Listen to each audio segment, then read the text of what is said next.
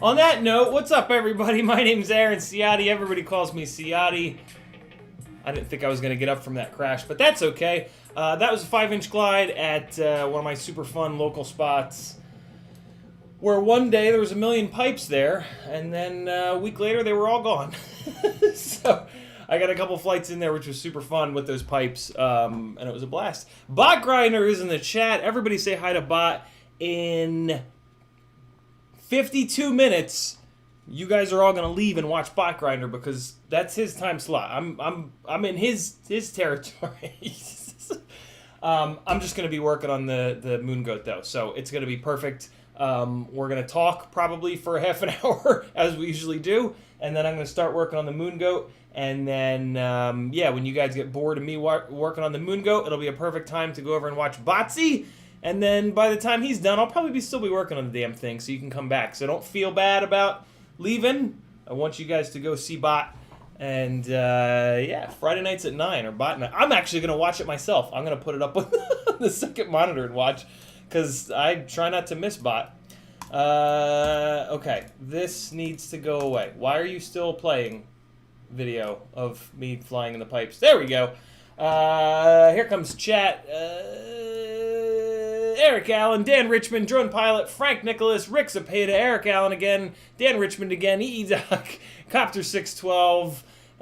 We got Richard, we got Bot Grinder in the house, we got Ribby Tim, Patrick FPV, Ryzex, Doc again, Freelojo is here, Drone Pilot, Tiago Ramos, Doc again, B-Man is here, Incognito is here,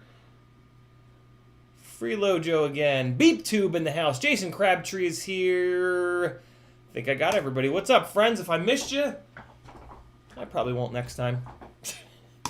If you guys want to talk directly to me, all you got to do in the chat, man, it is, so usually these doors are open. Now that they're not opened, there is noticeably more echo in here. I wonder if you guys can actually hear it in the microphone. It is way more live in this room than I thought. So I'm going to get some more foam. I wanted to get some more foam for this wall here and for this little mini wall in hopes that it'll suck up some of my voice. Kristen, well, our bedroom is right on the other side of that wall. And this is a cheap-ass apartment, so the walls are thin as shit. So yeah, as it gets later in the night, you guys might notice that I try to bring the volume of my voice down more and more because as it gets later, there's a better chance that Kristen will be sleeping over there.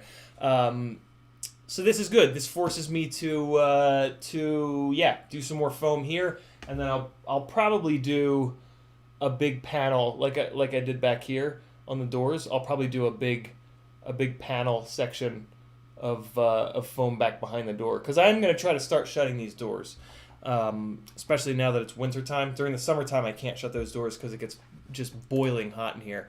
What I was about to say is, if you want to talk directly to me in the chat, all you've got to do is tag me.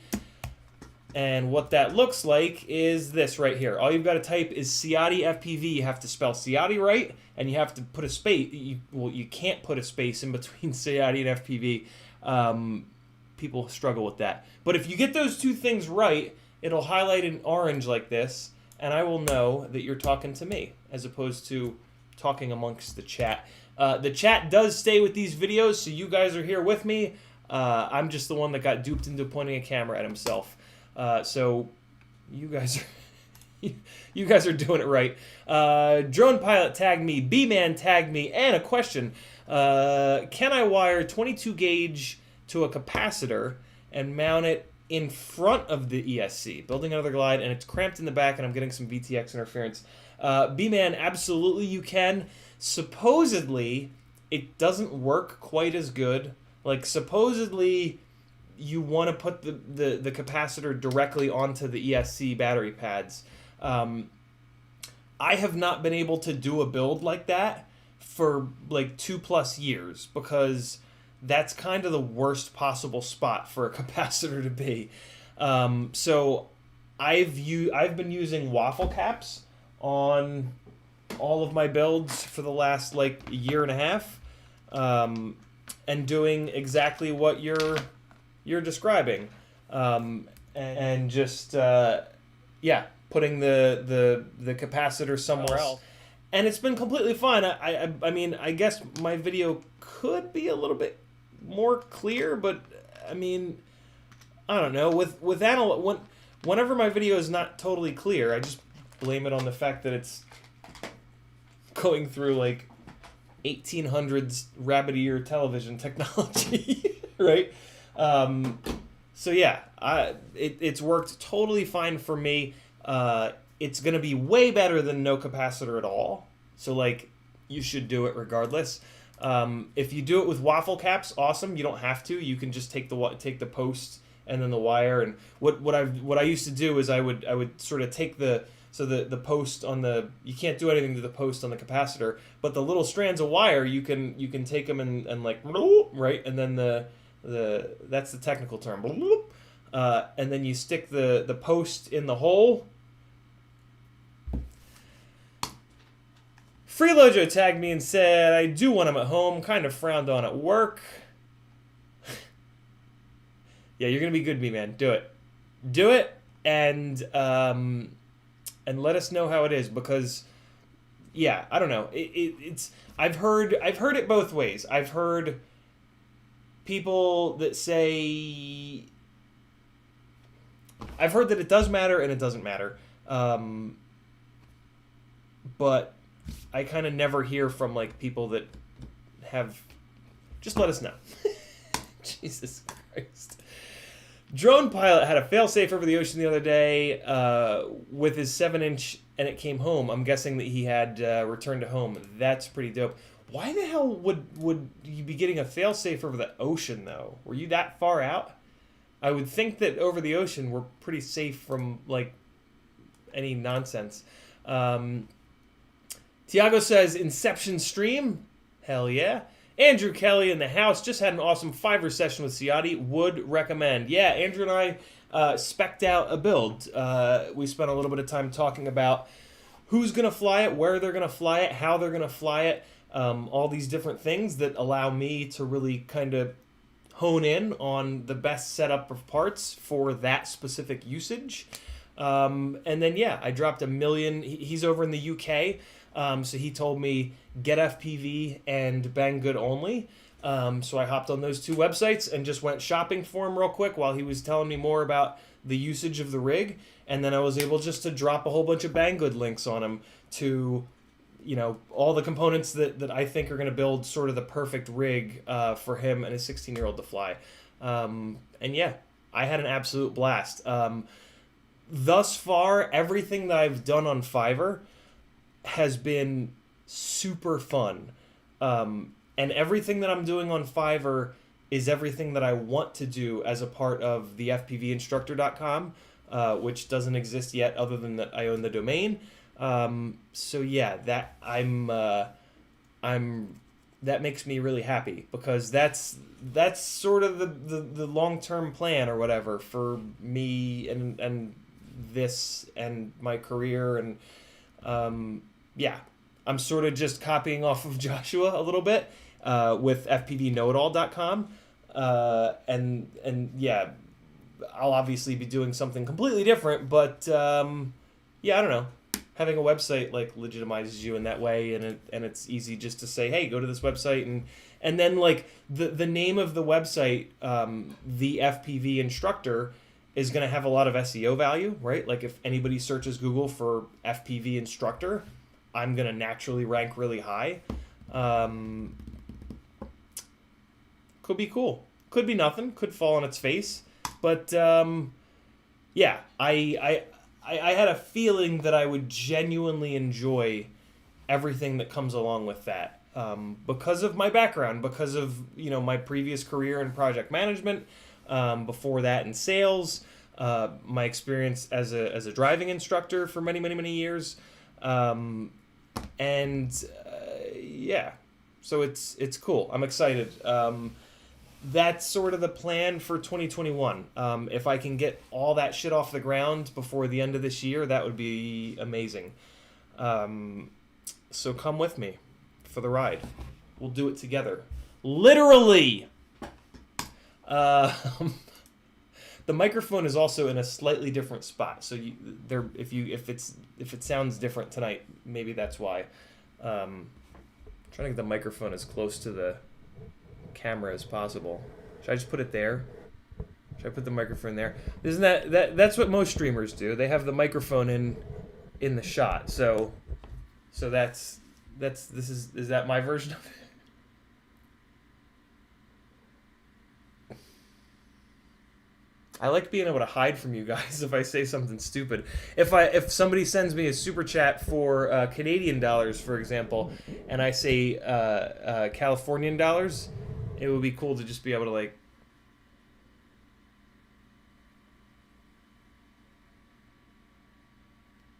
You know what I'm saying? All right, let me stop fucking around and not get super backed up on chat, as it seems is already happening. There we go. Where was I? YouTube did the thing. Scrolling back up, finding my place. Found it. Freelojo says marginally echoey. Tiago says use the car sound absorbers. What do you mean, Dynamat? I never thought about using Dynamat. Man, is that shit ugly though.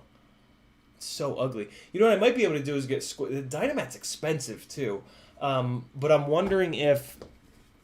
So these are the foam squares that are like really cheap. This is the cheapest way to get foam from Amazon or anywhere for that matter. I could maybe get the squares of Dynamat and put it on the back of this, but it would kind of cost me a fortune. Dynamat's really expensive. I think because it uses butyl rubber or some shit that is not cheap. I don't know. This cheapo Amazon foam works shockingly well. It's not great. I wish it was a little bit thicker. I have the thicker. This is 1 inch thick. The 2-inch thick stuff seems to work a lot better, but it's like 5 times the price. It's absolutely ridiculous. We have 8 squares of it in our living room to quiet down the heater air conditioner unit that's like right fucking next to our couch. but that's like $44 worth of foam that takes up an area that's like this big. The 2-inch stuff is just mega expensive.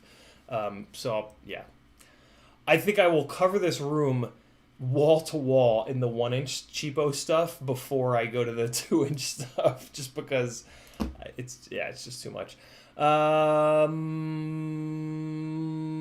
Rick Zapata says, have you seen the video yet of Tommy's sub 250 frame?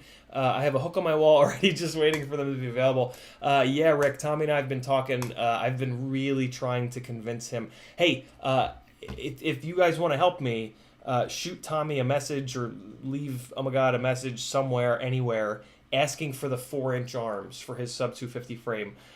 He's really chasing the efficiency with the 5-inch setup, but it's just so I mean, you could see in the video, like, it's so floaty, which I know a lot of people like that because that's the way that the toothpicks fly. And I know Tommy is also chasing the extra efficiency of the 5-inch props because all of a sudden, all anybody seems to care about is flying for a half an hour per battery. So yeah, I mean, Tommy is probably not probably. Tommy is thinking about it in the right way in going 5-inch. But I think for us and for, you know, if you guys are hanging out here with me, I think by now you'll understand that our style of flying is a little bit more freestyle-y. I don't need more than 3 or 4 minutes per battery. It doesn't take long to change batteries, right?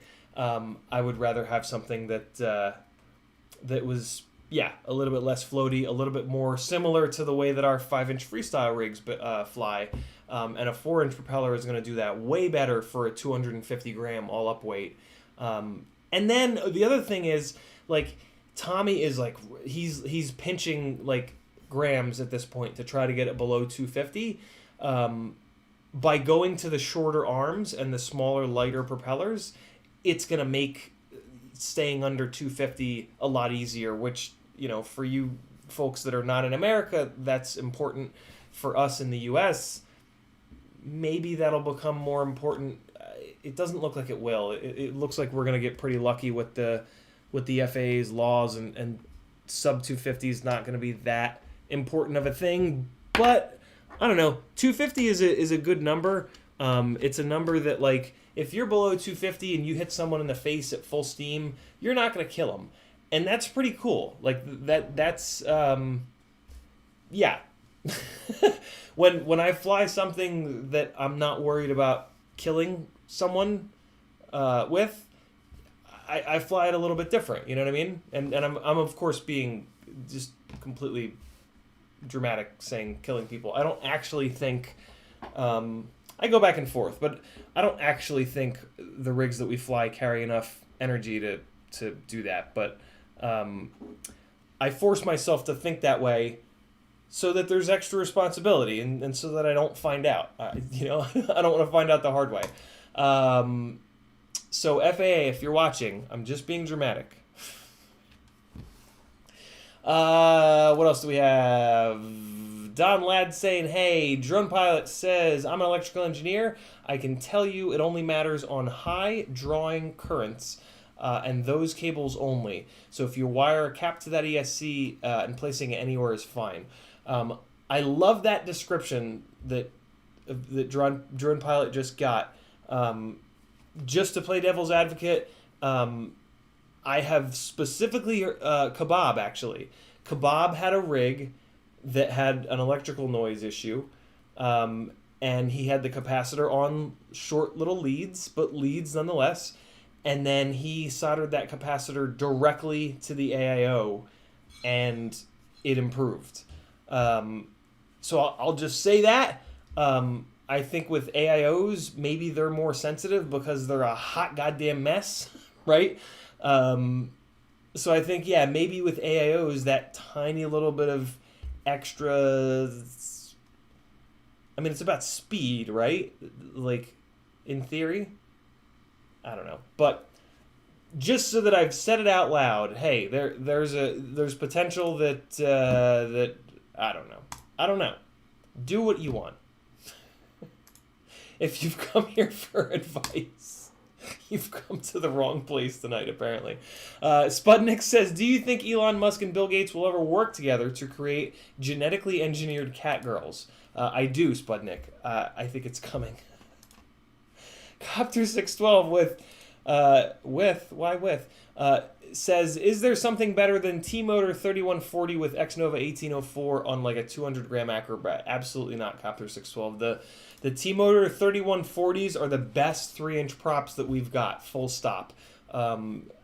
Unfortunately, they are only M5 nut because that's, yeah, like they're the best. They're kind of the only good 3-inch prop right now. Sorry, Gem fan. Your Windancer 3028 it's good. It's not great though. The T-Motor 3140, which I think is made by GemFan, is a great 3-inch propeller. We have some great the GemFan 3116 is a great propeller, but it's not for a 200 plus gram rig. I mean, Christ, they're not even really. I guess 200 grams is a good max out point for the 3016. Yeah, the T-Motor 3140 is like next level. That's if we can get a T-mount version of that, I would be ecstatic. Or if we can just get some more modern 3-inch propellers, for Christ's sakes. The reason why the T-Motor 3140 is so good is that it's one of the most recent 3-inch propellers. Like all of the other 3-inch propeller options we have are from like 2 and 3 and 4 years ago, and all propellers sucked 2 and 3 and 4 years ago, right? Even like 5-inch propellers in the last year have gotten way better, and the previous year before that, again, they got way better. Like propeller, we're seeing our propellers get a lot better, I think, because we have a very like our propellers have to do something a lot different than most propellers. Most propellers work really well like this, where the air is coming straight in and then going straight out the back. We're a bunch of weirdos in that we make our propellers like slide and go backwards and do all this weird shit, right? Which, like, yeah, typical propeller design just wasn't there. You look at like our propellers that mini quads were flying 3 years ago, and they were just airplane propellers. They were just pusher propellers. So it really, yeah, it makes a lot of sense that we're going to see big leaps and bounds in prop technology because we're kind of starting from scratch in a weird way, right? Like we have this weird situation that our propellers need to work in. So yeah, I wish we could get some more recent 3-inch propellers, because the manufacturers have just gotten a lot better at designing the profile of the blades to work well in all these wacky situations that we put them in. Drone Pilot says, is the wire that has resistance from... No, he says, it's the wire that has resistance from the battery during high drain. Okay, so the wire has its own resistance. It fluctuates, hence a cap at the ESC works better than a cap at the connector. Hope it makes sense. Long wire to cap is fine. So the wire picks up its own. That's interesting. Maniac FPV says, wasabi, man. EE Doc says, if you want to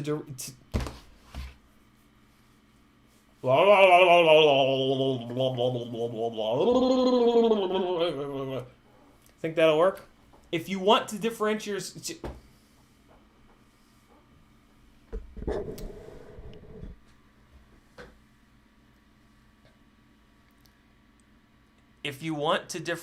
yourself from other people that have part lists, you should make an FPV part tier list. EDoc, I'm actually trying to figure out how to do a micro section of Joshua Bardwell's FPV Know-It-All website. It's something that he asked me to do like 2+ years ago, and every time I've worked on it, I put a bunch of hours into it, and then I realized that I just can't figure out how to do it, and I'm running into the same thing this time. It's just like Micros just aren't. There are just too many different, like, too many different flight styles, too many different opinions on what's the right amount of power or the wrong amount of power or the right all up weight. And yeah, every time I try to do this, I, I just get to this point where I'm like paralyzed with just like, no, that these three options are only for me. Like they're only for what I want. These are not the right options for everybody, and that's the so like making a parts list. I can't figure out how to do it without it becoming like this huge, overwhelming thing that like almost every step of the way is just like, okay, what's your flight style? Where do you fly? How much flight time do you want? Like, and this is why these half-hour, hour-long sessions that I'm doing on Fiverr feel so good and work so well, because we can take the time to talk about that, to talk about the how the rig is going to be used, so that I can cater the part selection to it. Micros are not as what's the word? Micros are not as good at doing everything. Versatile. Micros are not as versatile as 5-inch rigs. With like a glide frame and 2306s and like any old 30x30 ESC, any old 20x20 ESC, right? Like you can build a 600 gram all up rig that's got full HD.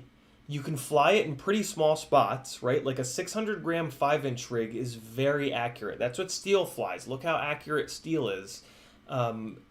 It's a combination. Yes, he's a phenomenal pilot, obviously, but he also has a flying machine that will accomplish those things, right? Like it is accurate enough to do those things. It helps that he's a good pilot, but his rig does that. I've had rigs that weigh 700 grams, and they won't do those things, like straight up. Steel could not do some of the things that he does with a rig that's 100 grams heavier. I promise you that.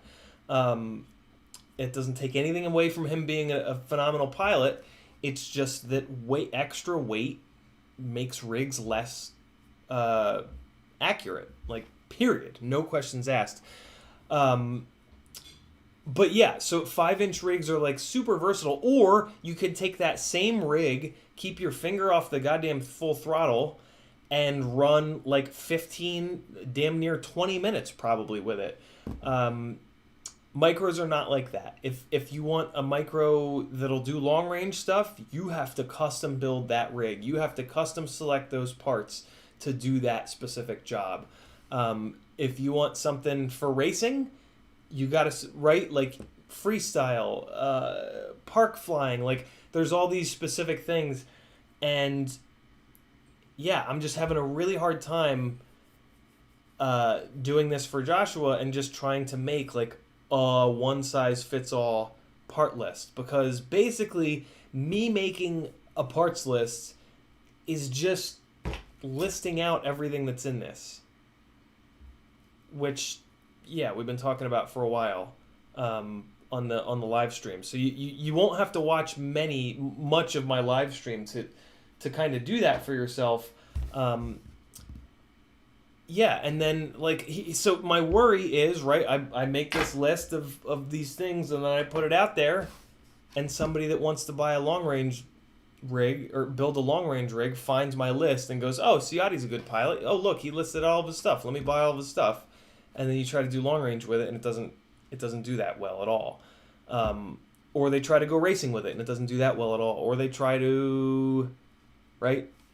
So yeah, doing a parts list, like it's something that I keep going back to, that like I really want to do, but it feels like not even, it just feels not fair to you guys, right? Like I don't necessarily want to have it out there, because I don't want that person to find it and get, so it's a balance, right? Like either somebody doesn't find it and they buy all the wrong parts, or somebody does find it and they build a rig that's not, you know what I mean? Like, I don't know. The live streams though, and like everything that I've been doing has sort of come from this place where I want to encourage people to come and talk to me and ask me these questions and allow me to talk this out in this longer format, right?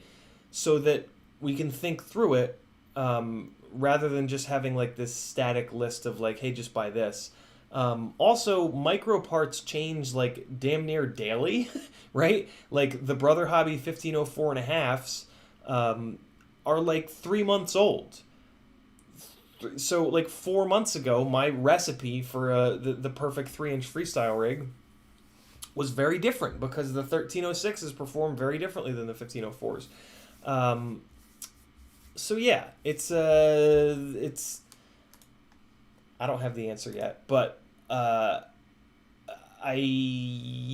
these streams are my way of sort of like nudging people into stopping by, asking some questions. That's one of the other reasons why I'm really gonna try to stream every single day this year, because if for an hour or two a day every day, so people go onto YouTube and there's this dude that's live and they can just click that, jump into the chat and type a question or two and get an answer. I think that's a pretty unique kind of thing, and I think that that's sort of important. Know what I mean? I don't know. Also, nobody else is doing it, so it gives me the advantage of being being in a small pond, being a big fish in a small pond in a way. And I get to read questions like, do you think Elon Musk and Bill Gates will ever work together to create genetically engineered cat girls? I mean, what other job could I do that I would have to answer that question in front of 80 concurrent viewers?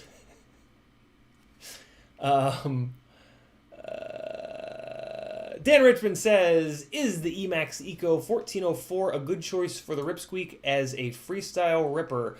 I have only the 9x9 arms. Dan, it depends on how often and how hard you crash. My experience with the Emax Eco 1404s was that they were pretty fragile.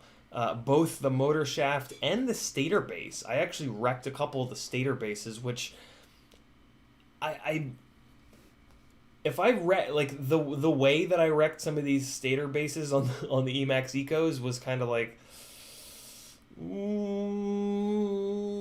I kind of feel like they went with one of the reasons why they're eco and they're so cheap is that they went with a lower grade metal for the base. So yeah, it depends. If you're crashing into concrete and if you're crashing a few times per flight session, I would probably not go with those motors. I would go to my RC Mart and I would get the RCX 1306s and just pay the $25 shipping so you don't have to wait 3 months. If anybody else wants to get RCX 1306s, maybe get in with Dan and we'll split the order up so you can. My RC Mart has $10 shipping and $25 shipping. The $10 shipping takes 3 months. The $25 shipping is like damn near overnight. It's crazy. But $25 in shipping is a lot. Luckily, the motors are really cheap. Those RCX 1306s, after you remove the warranty, which you should because the warranty is void the second that you touch a soldering iron to them, you're also not going to want to ship warranty replacement motors back to China, right? I think those motors are like $9 per. It's crazy how inexpensive they are. RCX motors are all extremely inexpensive, and the quality is just ridiculous. They're kind of like one of the best kept secrets of the FPV world.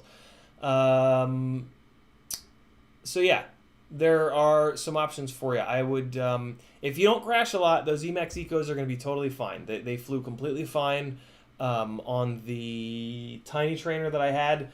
I think the other problem you're going to have with them is that they don't make a lot of power. On a Ripsqueak, yeah, Ripsqueak build is going to be up around the 190, 200 gram range. I had those Emax Ecos on like 140 gram build, and they were just barely enough in my opinion. So that's another, there's another little nudge towards the RCX 1306s. The RCX 1306s are what's on this Ripsqueak build that you guys watched last week and the week before.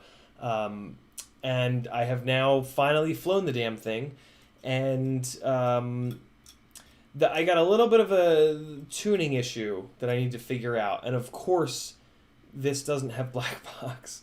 So yeah, there's a little weirdness in the tune, but other than that, it rips. These motors are great. These RCX 1306s are next level. So yeah, they're not as good as the Brother Hobby 1504.5s though, for the record. But they're 9x9. These RCX 1306s at the moment, from what I've seen, are the most power you can get out of a 9x9 mount base. There are RC and Power 1207s, which might make a little bit more peak power, but it's a 1207, so it's not going to handle a 3-inch prop as good as a 1306, right? We talk about this all the time. Whew. What else we got here? Good question, Dan. RG13 says, can I use regular X front arms with dead cat rear arms on my QAVR2? I broke too many. As long as the prop tips don't hit each other, RG13, which is something that can sometimes happen when you put... But I'm assuming that they won't, because it sounds like you've been running the dead cat arms on the front and regular arms on the rear, right? Believe it or not, regular arms in the front and dead cat in the rear is going to perform better on a freestyle rig, because you've got all that weight of the GoPro up front, right? So moving the front motors forward does a better job. So you've got these are basically like dead cat front arms, right? And and if you've got a heavy GoPro right on top of those arms, or motors rather, they've got to do all the work. Whereas if you move those motors out forward a little bit, they're going to have more of a lever arm to control the GoPro. So you're actually going to get better performance. You're going to get props in view, but you'll get better performance. That's the really annoying meta sort of freestyle rigs, is that the farther back you pull the front motors, the less prop you have in view, but the worse your performance gets. So in frame design, it's this really annoying game of like, how far can you move, like where do you put the front motors? Do you suck them in so that there's as little prop in view as possible, so you have more cinematic footage, but are you willing to suffer the performance decrease of doing that, right? B-Man says, one more question, white lines in the goggles when I place the battery on top of the rig. When I'm in beta flight and the battery is to the side, it's just about gone. Just mount the battery on the side. Problem solved. So that sounds a lot to me. We talk a lot about how the battery leads are very, very noisy. That's where the majority of the noise, electrical noise, comes from, is your battery leads. So it sounds to me like when it's on the bench, maybe your battery lead is sitting to the side like that, but then when you put the battery on top, your battery lead changes positions. And I'm assuming that with the battery on it, your battery lead is in a position where it's closer to the video wire, or it's closer to something in the video system, right? And that it stands to reason that that's what's causing the problem. So look at that. Yeah, look at what happens with your battery lead when you put the battery on top versus when you plug it into your bench and maybe the battery is just sitting out on the side or something like that. And then see if you can reroute your battery lead, or maybe reroute your video wire, if that's what it looks like is close to it, to keep it away. It's this guy. He's back. He's back. It's the same little guy. Oh, and now he's doing the runaway game. He doesn't want to. Oh, there he is! Yay! Don't touch me! Don't touch me! Ah! Don't touch me! Don't touch me! Okay, now he's near the wall. No reason to kill things, man. Just let him live. Just the fuck away from me. Freelojo says, foam is much cheaper and lighter than Dynomat. Yeah, very true. ToxicFPV says, what's the best option for discharging 1S lipos when flying is not an option? This thing.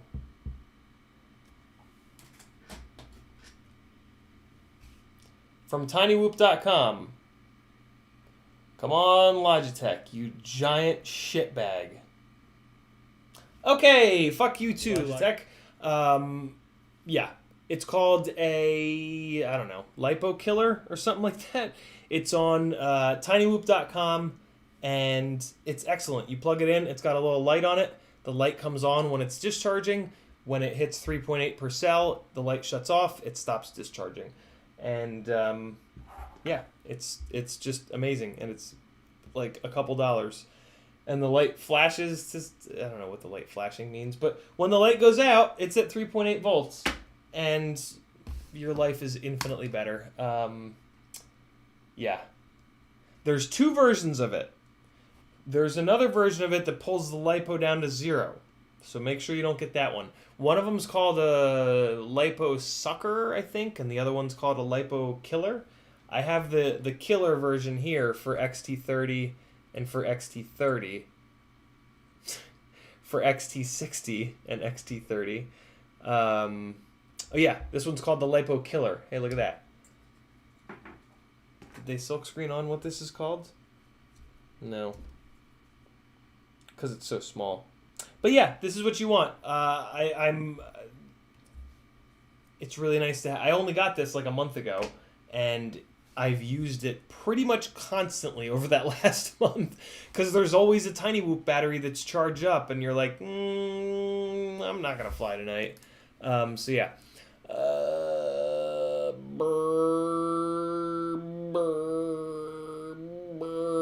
Doc says, could Bob try telling Oh My God to go to 4-inch on the interview on Michael Rollins' channel? And his response was, there's something magical about 5-inch. He's not wrong. But I've got, I think I have Tommy almost convinced to do the 4-inch arms. So if a couple of you guys, oh God, right. Oh, hold on. I was supposed to do a Moon Goat giveaway with... Oh, man.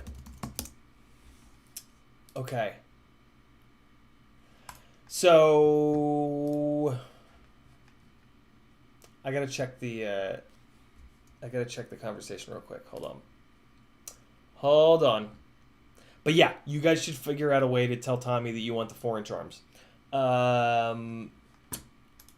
I need to take a quick look here.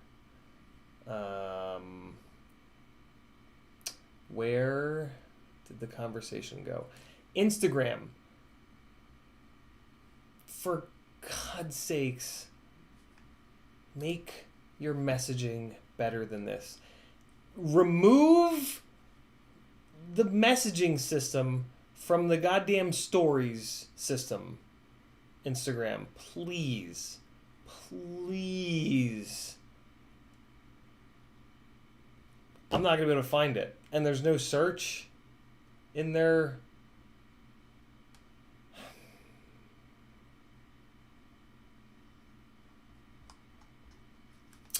There might be a Moon Goat giveaway this coming Monday.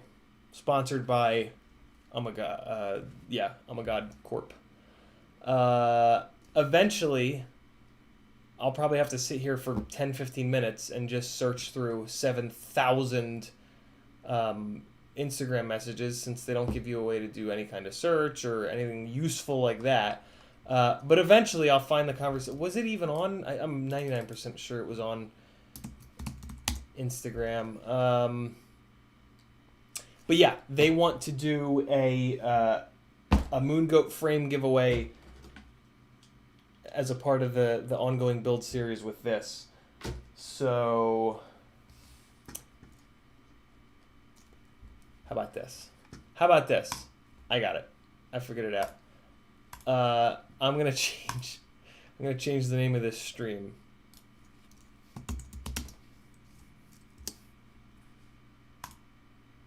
All right, there we go. Change the name of this stream so that when I finish the Moon Goat, I'll be able to do this giveaway. I put the word "not" in front of finishing the Moon Goat. Because I didn't think we were gonna. I was kind of stressed out a little bit finishing it tonight. Because there's more to do than I remembered, and I don't necessarily want to do a 4-hour stream right now. It's been a weird week, mentally for me. So yeah, Monday night or Sunday, probably a Moon Goat giveaway. I just have to confirm it with those guys, and in the interim, bug Tommy for the if you want the 4-inch arms, don't just bug Tommy for the 4-inch arms because I said so. If you want the 4-inch arms, tell him. I think it's I think the 4-inch arms are gonna be the jam. I just got an Instagram message telling me how to search Instagram messages, I think, from Remy Tim. Is it only on the desktop app, maybe, that you can't search the messages? You can search messages on mobile, Daniel says. Awesome. Now I got to figure out what the hell I'm going to search for to try to find that conversation. Richard says, what would the 5-inch arms do if you use 4-inch props? It would give you better performance it would give you better flight performance. It would give you worse crash performance. The difference between a 4-inch arm and a 5-inch arm is probably like a gram, and that gram is spread out over the length of the arm. So the weight difference is pretty negligible. What happens is the tips of the propellers are going to be farther away, and at the tip of every wing, and the blades on a propeller are just a little miniature wing. The tip of the wing is where the majority of the bullshit happens, and the turbulence and the nonsense. So when you have two tips of counter-rotating propellers that are really close together, there's a whole area of nonsense and all hell breaks loose. So moving those apart really does help reduce that area of madness. So yeah, 4-inch props on the 5-inch arms is going to be absolutely fine until you crash it.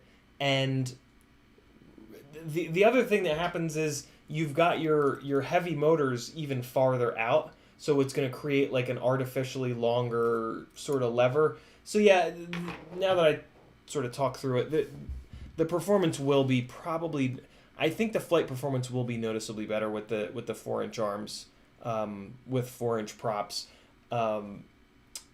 I think the gains to be had from moving the heavy motors inwards are going to outweigh the gains from having a little bit more space between the propellers. But it's not. I want to talk this out because it's not all bad. It's right. Like, you know who does the longer arms with smaller props thing? Long range guys. So we could say that. We could say that a 5-inch armed oh my god frame with 4-inch props would be better for long range, but that's not true, because going up to the 5-inch props is going to get you an increase in efficiency that you wouldn't have gotten with 4-inch arms. So there you guys go. There are my thoughts. Do with them as you may. Free range chicken said, my big problem though with 5-inch arms on 4-inch propellers is durability. The 4-inch arm is going to be noticeably, I don't know if I can say noticeably, but it's going to be more durable, full stop, like no matter what. Free range chicken is here. Drone Pilot says, words are not flowing from Ciotti today, tongue-tied. A drink might be needed. My bottle of water is empty, so no drinks allowed. Dog Life UK says, need to pick your brain. Do you know of any reasons why SkyZone goggles would just acquire extra latency? Fine yesterday Fine yesterday and weird as fook today. I mean, it sounds like they're going bad. That's crazy. I've never seen latency as a comparison point with goggles. So that really makes me feel like something's failing in those goggles. And they are like, you know, I don't know. Do we call Sky Zones knockoffs of Fat Sharks, right? I mean, they're not like the original. Fat Sharks have the reputation of being bulletproof.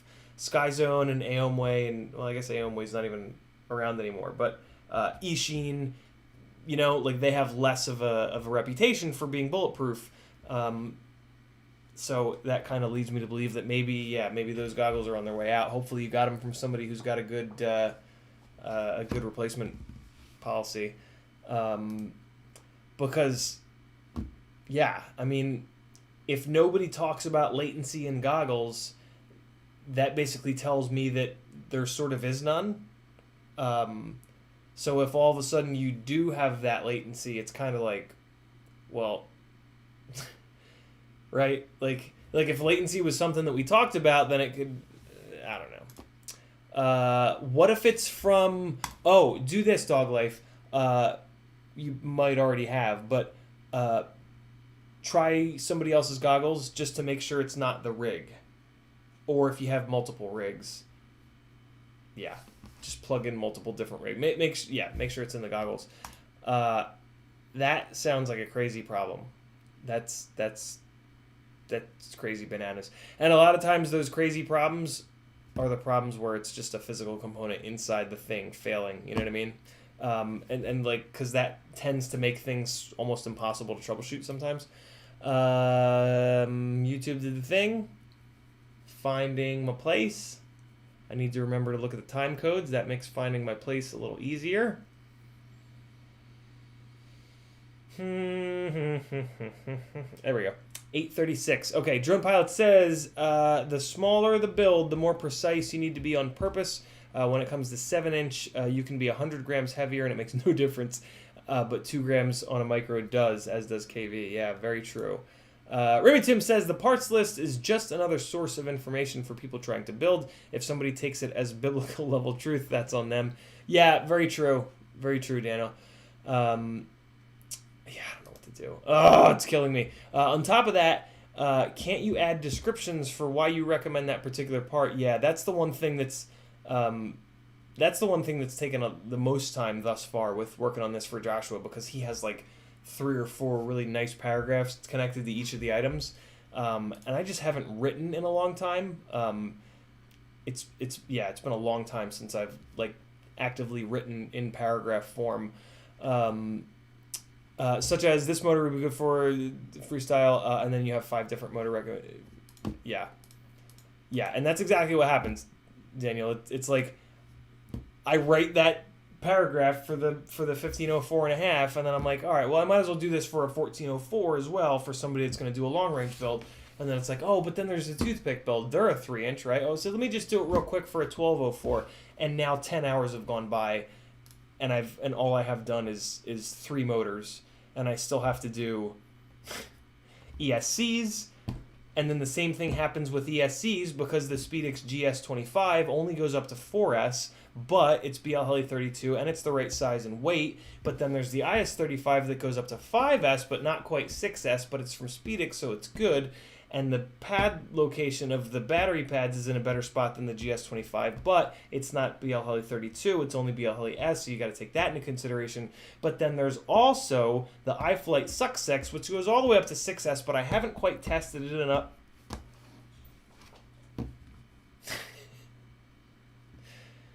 You guys ever wonder what it's like to be inside my brain?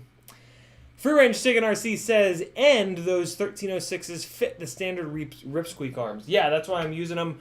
And these RCX 1306s fit the Emax AVAN props, which are really good. I really like these Emax 3-inch AVAN props are some of my favorites.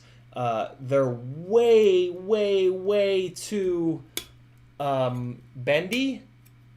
Look at, hold on, you can see it from this side. Look how bendy that is, bro. So yeah, there it is. There it is. You can really see it there. Wait. Yeah, they're too thin, but the performance is unbelievable because they're nice and lightweight from being thin. So yeah, I fly these when... Oh.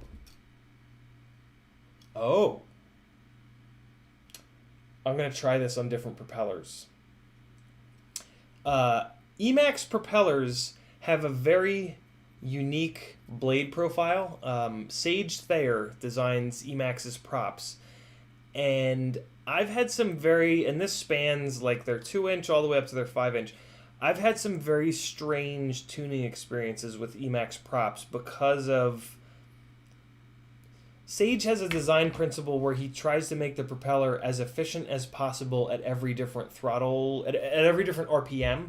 And that can do some interesting things to tune. So before I really start pulling my hair out on this, I need to move it to a different propeller.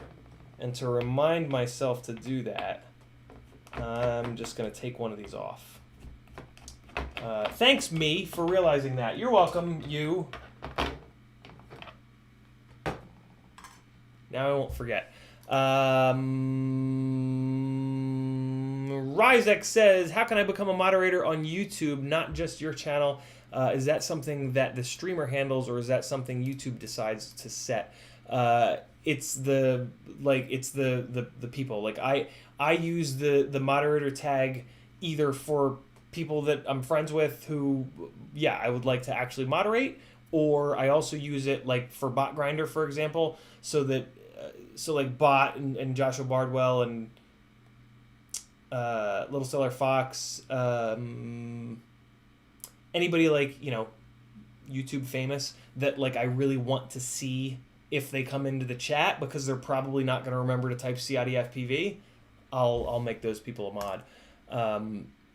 But yeah, like it's just a button. Like I just like boop, and I can just click it.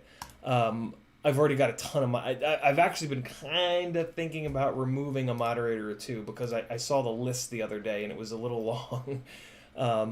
You can't really do much as a moderator. All you can really do is time people out for 300 seconds.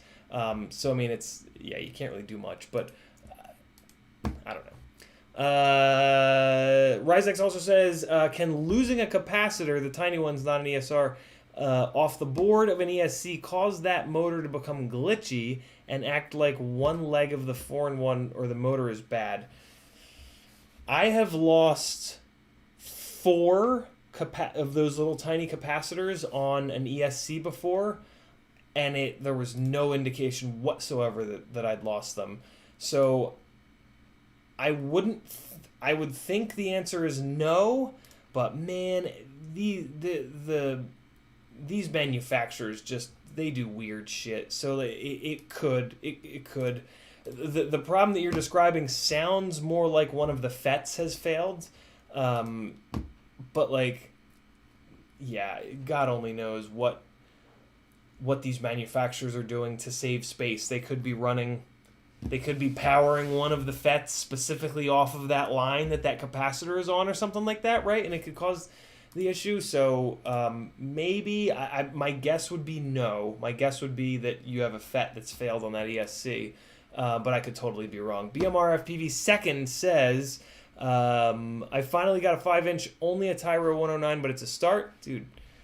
That's I didn't get into 5-inch for almost 2 years, so you're doing well, my friend. Uploaded my first flight, kind of boring to watch because I was only practicing. That's okay, man. Keep going.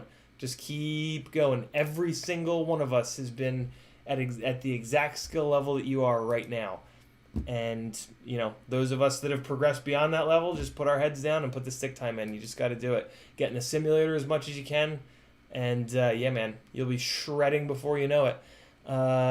Slide by FPV says, do you like the Immortal T or the Immortal L better? If T, how do you like to mount the best? I have a Chameleon TI, a few of them. JT Mullen says, "Are you making a Battlebot?" What? Why would I be? What leads you to believe that I'm making a Battlebot? So I've got two ways that I mount Immortal Ts. I definitely prefer the Immortal T mount over the Immortal L mount because the Immortal L mount really does sacrifice performance. I mean, it has to. Like, they specifically want you to make a straight line with the antenna so that you can get the full wavelength. By taking that straight line and breaking it in half, like it just, yeah, you're doing something that's completely outside of the intended use for the Crossfire antennas. So yeah, the Immortal L, which is similar to this, you could say that the primary reason for doing it is durability, but I don't really know if I don't really think it's all that much more durable. So the glide frame allows you to run an Immortal T in the middle here like this, right? And I really like this, but this also sacrifices performance. But it's like totally durable. So this is my version basically of the Immortal L, and this is a lot more durable than the Immortal L. The Immortal L can definitely make its way down into the propellers, and I have had it do that in the past. This can't. Like the everything is always pushing this in the middle and down, and I've never had this get into the propellers. This Immortal T mounting setup has been full-blown invincible for me. And I bash the ever-living shit out of these rigs, as you guys know. So in terms of like a durable setup, if you're on the glide frame, this is one of my favorite things about the glide frame right here. Yeah, mount it like that. If you want proper performance, and this is still a very durable mount, it's just a little bit of TPU off the back standoffs. And the important thing is it moves it just far enough away where it's not close to the carbon. You never want your antennas to be near carbon fiber. Carbon fiber is murder for antennas. And yeah, these little super simple TPU mounts, just to put it down off the back. The other thing that happens is when you're nose down, your antenna is now up nice and high, right? Putting the antenna in the middle here, it's not as high. Putting it in the middle here, you've also it's just got more shit in front of it, right? It's got this camera, the cage for the camera and all that stuff. Getting it up here, man, the only thing that's in its way is the battery. And yeah, and it's pretty durable. This, as you can see from this being a little bit mangled, this will eventually get up into the propellers and get a little bit mangled. But luckily, the Immortal Ts are really resistant to abuse. So even when they start getting mangled, they're usually completely fine for a lot longer. And then that mount is also very easy to change because it's just TPU, and on those standoff, you just boop, boop. If you need to switch it out, it's super simple. So that the TPU off the rear standoffs, I really, I think that's going to be the way that I go on all my rigs, because then all of my rigs have a little bit more ability to just go really far. Because that is like a really good position for the antenna in terms of performance. It's not the best. The best way to mount it for performance is off the side, typically, of your TPU mount, so that you get the damn thing vertical. But then you've got a bunch of antenna that's like down here. It's really close to the propellers.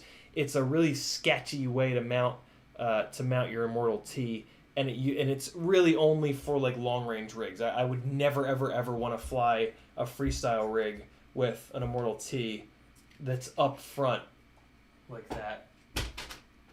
So yeah, there you go. Really good question, Slide By. Antenna placement is super important. Like, everybody thinks that long range is just all about buying a VTX that has 11 million gigawatts. Couldn't be farther from the truth. The long range guys run like totally normal shit, but they optimize the position of their antennas and they just use their brains, and they do it a lot to understand how the signal is going to bounce around and just sort of travel to and from. And like 99% of true long range is up here, and then 1% is gear. Huff19 says, what's your take on 2208 motors on a 5-inch 6S build for freestyle? Huff19, 2208 motors are mainly for, what they're going to do is they're going to shift the throttle band where you get the most sensitivity up really high in the throttle, like a race motor. This is why 2208s are typically a race motor.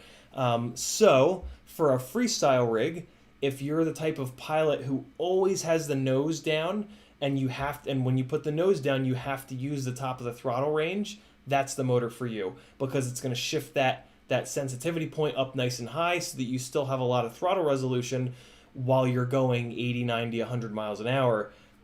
Whereas the more common freestyle setup is to not cruise at that high of a speed, right? Most freestyle folks cruise at like maybe 20 or 30 miles an hour. And in that case, the 2306 is a much better option because it pulls that sensitivity range on the throttle throw down. And that's really what it's all about. Like, one of the things what I did is I took a GoPro, I put it on my chest, I pointed it at my sticks, and I flew a freestyle battery at like my favorite spot, and then I just watched the video, and I just looked at where my throttle stick was for the majority of my battery. And when I did that, I found that I used like the middle of the throttle to like 25% throttle, like in that range, 99% of the time. And then I would blip the throttle to full every once in a while. But yeah, like 99% of the time I was using that 50% to 25% throttle range. So I mean, by that point I knew that I'd heard people talk about this, where 2306 motors, in that throttle area, they give you a lot of sensitivity and a lot of resolution. And yeah, they were right. I went from 2207s to 2306s, and my ability to like fly really low to the ground just flying really low to the ground became a lot easier at the speed that I was doing it at. With 2207s, flying really close to the ground was easier at Mach 700. But yeah, I don't know. Unless you have like really, so that the 2207s felt better on the golf courses that I would occasionally fly, because it was a humongous spot where I had to cover shitloads of ground. So it's going to kind of come back to you and the spots that you typically fly, right? If you're flying like massive spots where you need to cover tons of ground, 2207, 2208 is probably going to be a better option, because you're going to want that higher cruising speed. Slower speed, more generic freestyle, I guess. 2306s tend to be better. The other thing to keep in mind in 2208s is they're going to hammer the shit out of your batteries. 2306s are going to be way more efficient and give you way longer runtime, if that's something that's important to you. Burp, burp, burp, burp, burp. YouTube did the thing. Trying to find my spot. I'll find it eventually. Oh, I recognize that comment. There we go. Drone Pilot says, your brain works almost as hard as mine. I think of 10 reasons to everything, and the pros and cons of building sometimes take forever because of it. I don't know what that feels like at all, Drone Pilot. Ton Lad says, not me, I love my blue spanner. Speaking of things getting in props, I fucked up a balance plug today, and today I got out to fly first time in 2 weeks, and the balance lead got caught on my props. But I keep new leads and plugs. Nice. I don't keep that. That sends me home. I mean, I always have a million batteries with me, but yeah, that sends that battery home. I don't fix that on the field. But yeah, it is nice when you have extras. Oh god. Drone Pilot says, I modified a simple 1-screw vertical mount antenna. Oh god, Bot's on. Go watch Bot. Don't listen to me anymore. Everybody go watch Bot. Hold on, I gotta put Bot on. God damn it, I was doing a really good job looking at the time, and then I went on that rant. There he is. Everybody go watch Bot. Don't watch me. It's his time slot. There it is. There it is. There it is. There it is. It's in the chat a million times. All right. Turn the bot down a little bit. Somebody's flying in a tennis court inside. Oh my god, that's so cool. Holy shit. I want to fly on indoor tennis court so bad now. Oh my god, what a fun spot to fly. It must sound so cool in there too. Okay. What else we got? What else we got? What else we got? What else we got? You guys should all be gone by now. Go watch bot. Remy Tim says, for someone who doesn't care about long range, you sure do know how to describe proper long range setup precisely. Well, it's all about antenna placement for gear, and the rest is planning. Yeah, it's true. I've been around a long time now.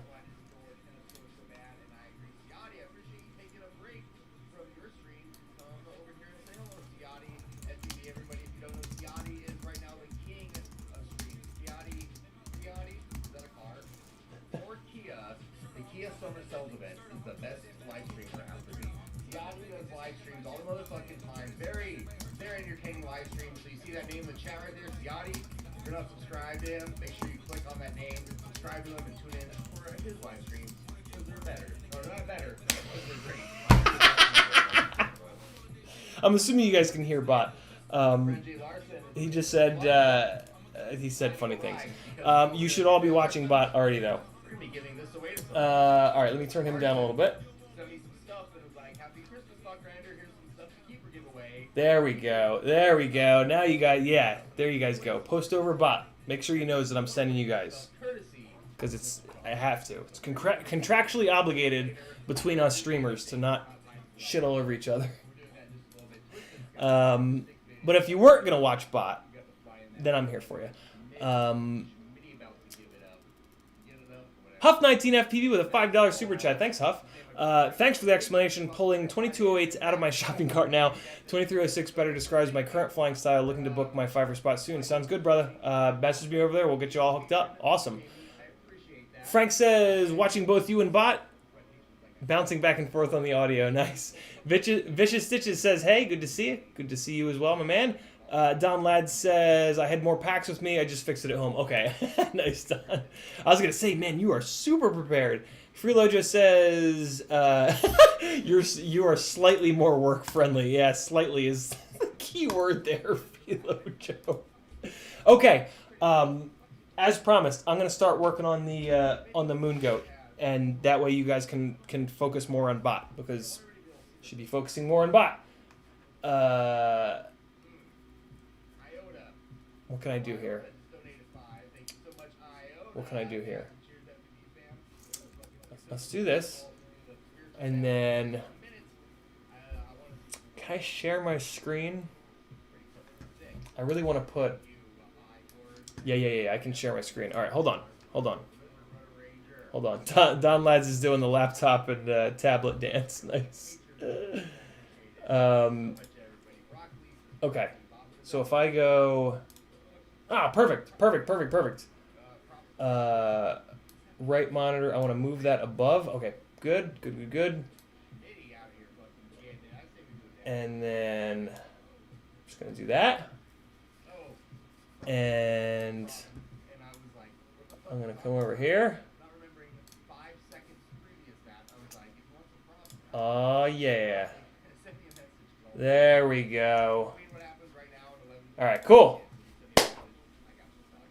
Now you guys can only see here. You can't see the the overview of me. I can do horrible things. William Loesch says, what motors do you like on the Glide setup? William, any 2306, really, man.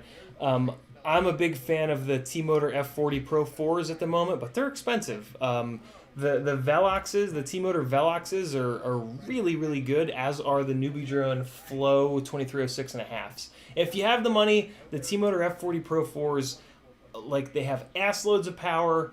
They're very durable. They're extremely light. So if you have the money, they do those three things better than a lot. but the eco motors are really good as well. So a lot of really good motors available right now. Chomper says, got the 4S motors on a 6S build done. Wow, it's nice, running at 73% motor output. Nice, Chomper. So Chomper, did you spend some time dialing that in? Did you spend some time like trying 70%, trying 75, trying 80, trying 65? And like is 73 where you landed as like your correct amount of power? Have you done that yet? And then Ryzek says, watching you on the laptop and Bachgrinder on the cell phone. Nice. All right, let me get a little bit better of a mix. Actually, you know what? Well, so if I play, damn it, bot's playing other people's videos, so I can't give you guys a lot of bot volume because I'm afraid I'm gonna get dinged on the copyrights again. So you guys are just gonna get a little bit of bot in the background. Sorry, you got to go to his stream and give yourself volume if you want full volume from him. I'm just not playing this copyright game anymore. Freeloader's been looking at the weight of everything because he's contemplating building the lightest slammed glide he possibly can. That'll be fun, Freeloader. If you need any weights, let me know. I have like all the glides. I have all the components. I can weigh anything if you need me to. Just let me know. I even have the glide light and the hammer. So yeah, if you're building a really ultra lightweight glide, you might as well do it in the glide light stuff. Yeah, you just sort of may as well. Angel staying here, and then William says thanks. Might try those newbie drone budget deals. Yeah, dude, those newbie drone budget 2306.5s are ridiculous for the price. If you are on any kind of a budget, I would say go with those because they're just like, it's a $25 motor for like $11 per, $12 per. It's ridiculous. Like, it's a really scary. I mean, they've admitted that they are literally selling those motors at cost right now, just to get people hooked on them. Which is it's a really good idea. So, yeah, get them while you can. Okay, chat, I'm not going to be able to see you as good, so I'm not ignoring you, but I got to get some work done. So, here I go. You've got Botgrinder for your immediate attention, and then you got me just over here getting some work done, occasionally checking the chat. Where am I at in this build? This build is... I got that. I kind of want to get this zipped down, but I'm afraid that... Oh yeah, I don't know what I'm doing. Okay, I do want to know what I'm doing. I'm taking this panel off. I've had this LED panel forever, and I keep thinking that I've found the right spot for it, and then I realize that it's not a good spot for it. So I don't know if I'm ever going to use this damn thing, but whatever, it's fine. It wasn't very expensive. Oh, all right, I'll give that a minute to come up to temperature. So I'm going to pull that off, and I'm going to replace it with a more normal LED. So let's see what I've got that's interesting. Do I have any like interesting LEDs to put on here? The leads that I have soldered on aren't very long. I'm probably just going to end up putting one of these little guys on there and just keep it nice and short and just drop it back there, and it's going to be totally fine, and they're nice and bright. Yeah, you know what? Let's not. For once in my life, I'm going to not overthink this. I'm just going to put that one on there. Ready? Here we go. And... Yeah, no. Come off of there. Don't make me do it right. Just let me do it half-assed, please. Come on. There we go. Okay. So, never to be used, because I can never find a good spot for it. I'm going to pull this off, because this is going to go back in the little container. Alright, cool. Wasted VHB, okay. Sounds about right. Sounds like FPV. Hey, did any of you guys watch SnowRunner with my buddy Brad the other day? I gotta be honest. I thought you guys would be more excited to hang out with and ask questions of Brad, because I know I talk about him a lot because he's my best friend. But yeah, I don't know. Nobody had any real questions. I had a great time, and I hope that you guys had a good time too. I've always sort of wondered if you guys would dig like almost just straight up like listening into a phone call that Brad and I have, because most of our phone calls like devolve into just like a half an hour of hardcore FPV talk, and like the two of us do a good job like just keeping that going, and like just I don't know, we just have a good we think about stuff in similar ways, and yeah, I don't know, words. Oh, cool. Okay, this also, I'm glad that I did this, because I want to put both of these wires in the same hole. And I can also, yeah, this is good. This is good. I also want to put these wires through here. So this was a good thing, pulling that LED off, because, yeah, there we go. Now I've got a bunch more wire length. Okay, cool. That has gone very well. Yeah, that's the stuff. Okay. I do wish that these were a little bit longer, but that's what she said. So, you know, now I know how all of our wives feel.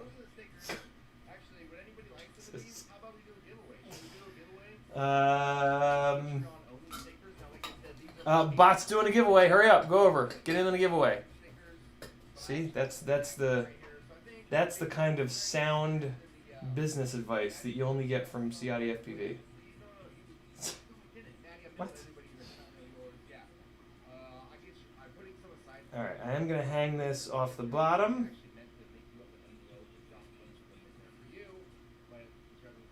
To give myself a bunch of room.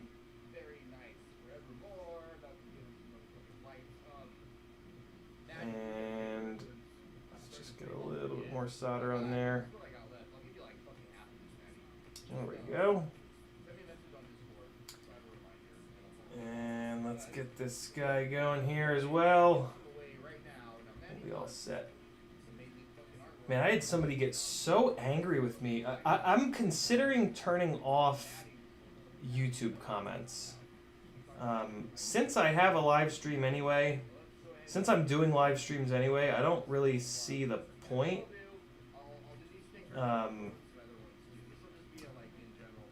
And yeah, it's just not good for my mental health. The people are,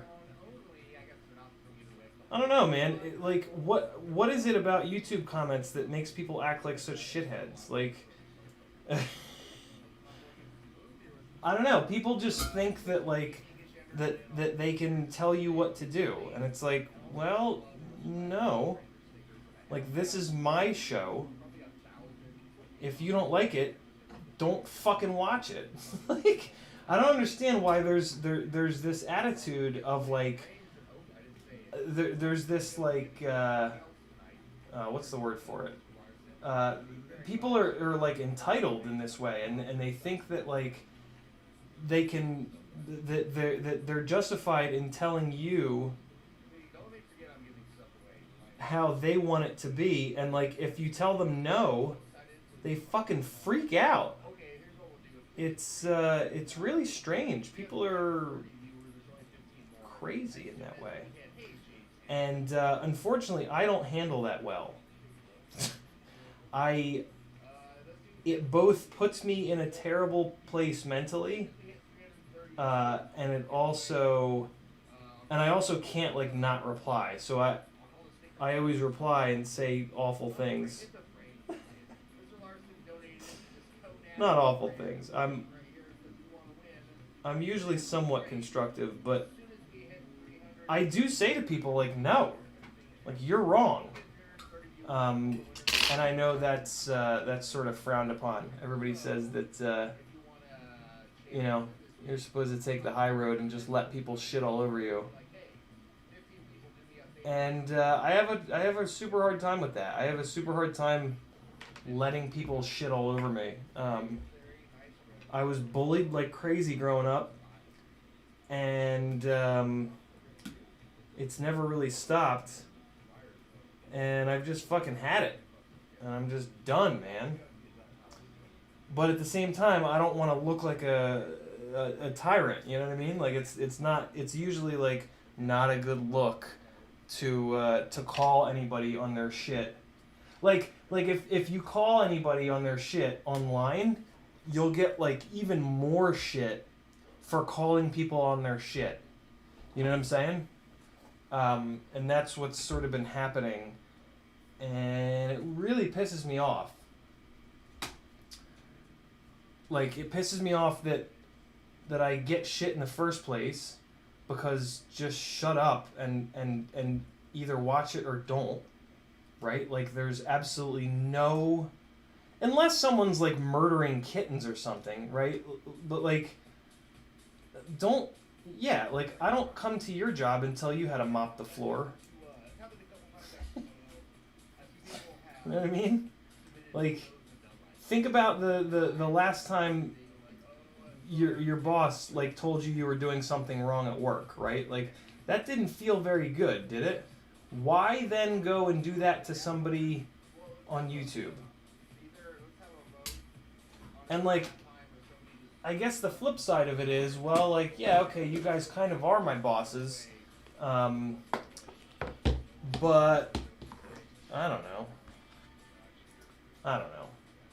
I would, like, in a million years, I wouldn't dream of leaving a comment on someone's YouTube video and telling them how to run their channel, right? Like, telling them how to do their job, basically.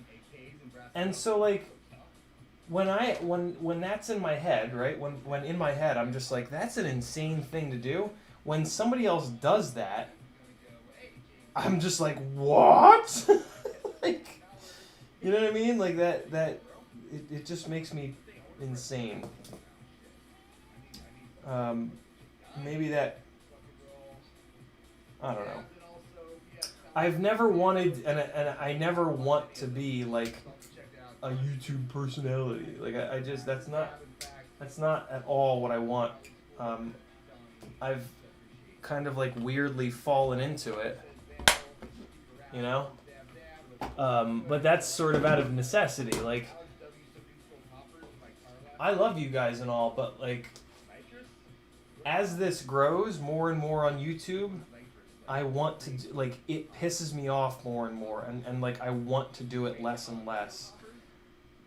And like, yeah, if I'm totally honest with you guys, like, if I get like a gig flying professionally or something like that, like, I'm kind of out. Like, I'll still do the streams and shit, but, like, I would love to be able to... It would just be way better for my mental health, too. Yeah, to not have to rely on YouTube so much. Even, you know what? What would be nice, if I had another... I think right now, what makes the situation even worse is that I do rely on YouTube. So I do feel like when somebody leaves a comment like that, I can't just go, nah, fuck you. If you don't like it, go fuck you. Like, I can't have that, because I rely on these streams as a source of revenue, as my main source of revenue. Whereas hopefully if I can get to a point where I don't rely so heavily on this, maybe my brain will shift to just like, nah, man, fuck those people. don't even like think about it for 1 second. Don't even maybe read the comments at all. That's the other option, is that I just make the decision to never read the comments. But I love reading the comments because a lot of you guys leave great comments. I don't know. I don't know what the answer is, but I do know that a big part of the reason that this week went to hell is some people that had left comments that I know myself, and I know that they're gonna stick around in my head, and they're not gonna leave, and they're gonna F with me. So I'm just trying to sort of be active and figure out a solution, you know? That, and just the solution of like, oh, well, just don't care about them. Yeah, I mean, if in your life you're able to just like flip a switch and not care about things, that's pretty amazing. I've never met anybody that can do that. A lot of people will make suggestions as if they can do that. But yeah, I don't know. I've yet to meet anybody who can just like magically flip a switch in their life and like not care about other people shitting on them. You know what I'm saying? See what I'm getting at here? So yeah, maybe like, also maybe don't suggest that. Like if, especially if you don't have the ability to do that, which I don't think anyone does. Maybe don't suggest that other people do it, because it doesn't help them, right? It makes them feel like you can do it, and for me, it makes me feel like, wow, this, like, basically everybody has it more together than me, essentially. Like, if all these people messaging me can just do this and just not care and just flip a switch, I must be a total failure. You know what I'm saying? Yeah, I don't know. I don't know, man. Just trying to survive. I'm just trying to figure out a way to do this without going completely off the reservation. This is messing with me. There we go. There we go. I think that's going to work. Let's see.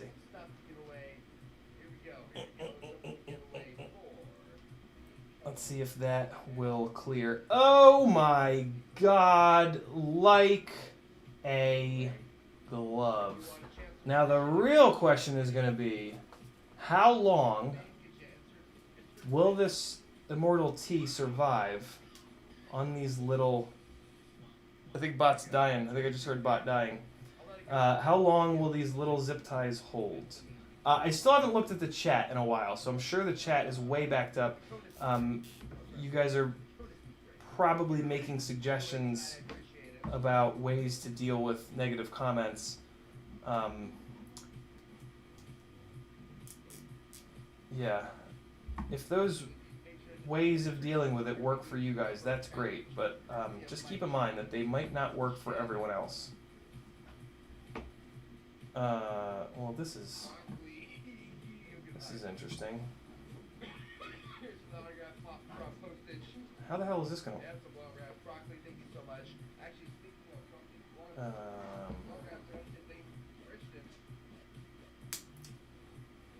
It looks like this mount is maybe a touch too wide for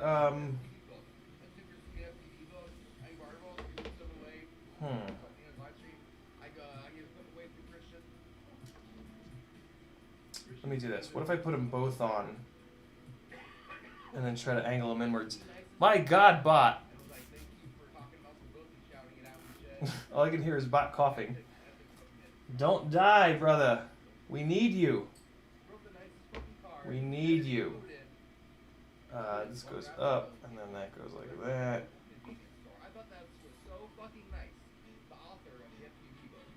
There we go. There we go. Yeah, see, if I crank these down, well, I guess it'll self-center. I mean, we're about to find out. Will it keep this centered? I feel like this Immortal T is gonna just scooch off to the side, and these zip ties are gonna hold the. Oh, yeah, see, I don't like this. They're pulling on the. See what it's doing? It's pulling the. It's pulling it up into the prop line. I want it to go the other way.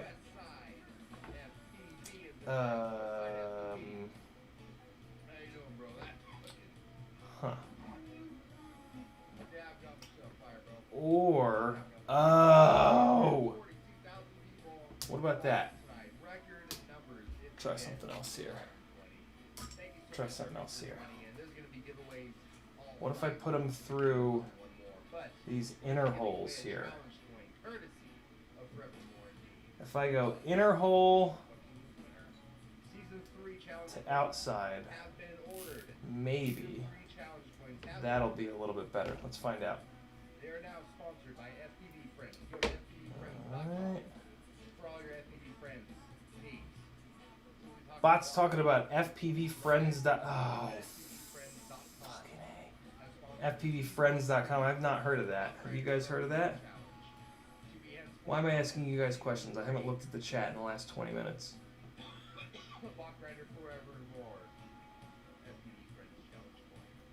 Come on, please, please, please, please, please. Oh, that's the challenge coin place, it sounds like he's saying. I'm not into that challenge coin thing.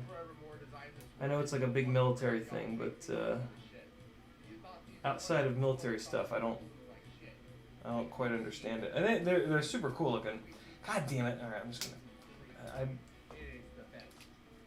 I honestly thought that I was gonna be able to get that zip tie to let go. That was a real moment of I don't know, stupidity. Okay, here we go.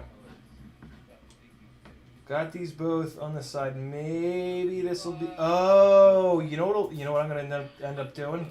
I'm gonna make it. I'm gonna cross these zip ties in the middle. That's what I'm gonna end up doing, because then it'll pull on the middle part. Yeah, see, this is still doing it. This is still pulling the. And I haven't even cranked this down. It's just gonna get worse and worse. It's just gonna pull the. It's gonna pull it up like that, and I don't want that because the props are gonna be up here. If anything, I want to push this down, away from the propellers. You know what I mean? Okay, so I don't know how this is gonna work, but let's try it with the pink ones first. So I need to get from one side to the other.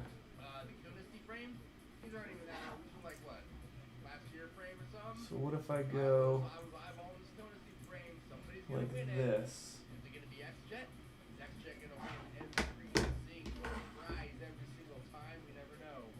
What if I go like that? No, see, that's not going to work. Huh. Why is this? How's everybody else doing this?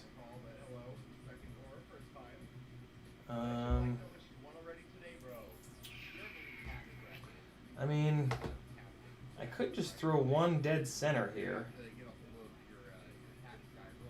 No, then it's just going to slip. It's just going to slip upwards. Well, let's just try this diagonal thing. Let's just try this diagonal thing. So it's going to need to go like that. Oh man, no, this is not going to... This ain't going to work. Well, no, maybe.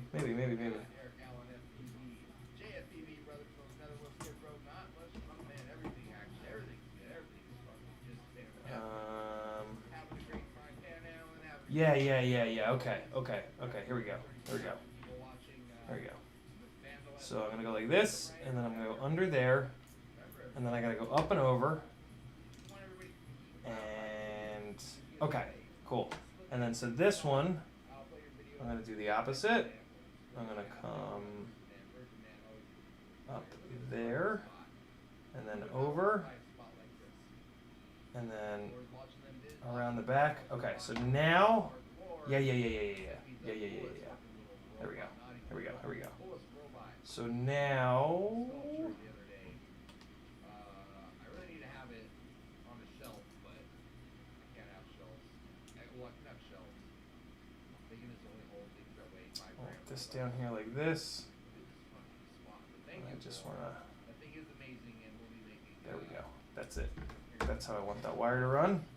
So I'm going to come down here, and I think I want it there. So then I take this one, like that, and this other one, like that, and yeah, now they're going to pull on the center rather than pulling on the little arms. So let's see if these zip ties are long. These zip ties might not be long enough to pull this off. Steve-O, no guest segment right now. There will be a returning guest segment. I'm just restructuring it. I'm restructuring the guest segment. No, that's how you say your. I think I got it. Yeah. Okay, cool. Yeah. We're restructuring it. There wasn't room for the guest segment. No. Yes. That's the stuff, and that's not. Yeah, that's not pulling up on it. The question's going to be: is it? Will it survive? Will this setup survive? Because these zip ties are now the lowest point, and that's never good. But they're not the lowest point. Yeah, they are. No, they're not. No, they're not. These will hit first. So unless I tail it down, I should be totally fine. All right, in 1 second, I'm going to check the chat. I just wanted to get this. I wanted to get something done, basically. Okay. Making sure to not crank these too tight. You don't want to. You don't want to use like 90% of their strength all the time, because then in a crash, you only have to generate an extra 10% for them to break. You know what I mean? I got those down nice and low. Oh, that's the stuff. Cool.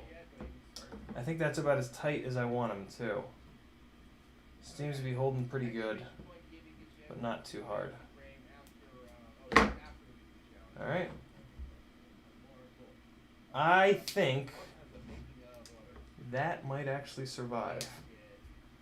Take time to mount your antennas, guys. Antenna mounting is really important for performance and for durability. If you find yourself chopping up antennas, don't ignore that. Like, stare at it and try to figure out why it's happening and how you can make it better. Having a rig that doesn't put its antennas in a blender is every couple batteries is a really good thing. So yeah, there we go. And I bend them a little bit, like before I fly every time, because they always kind of bend back. But yeah, now we've got a little setup that's got a little bit of movement. You want a little bit of movement, but not so much movement that I think it's going to come out. If I pull it and I push it, it seems fine. Up and down seems fine. This little guy is VH bead. I am going to throw a zip tie around it though.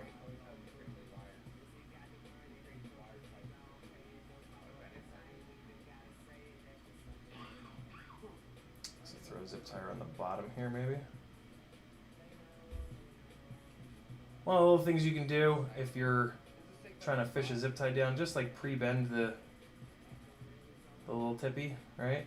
And then it's not gonna last, but if you're quick, you can pre-bend the tip over and then just stick it in there, and sometimes you can get it to come back out the top. Sometimes it unbends itself too quickly, but then you can just rebend it like magic. There we go. Bend it, fish it, fuck it. Sometimes it works, sometimes it tortures.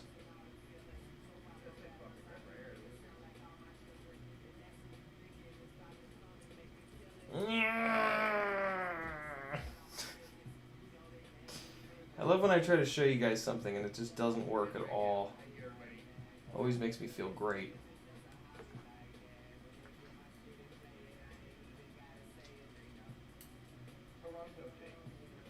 Oh, cool. I can hold this, I can use this zip tie to also hold this Immortal T-wire down. That is a big fat score.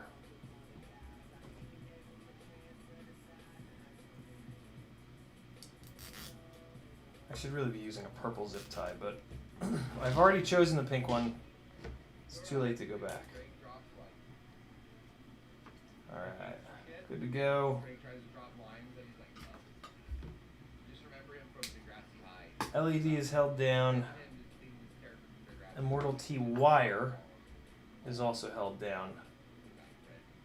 So yeah, now we got lots of good things going on in here. Let me do something real quick here and just sort of push this down, out of the way.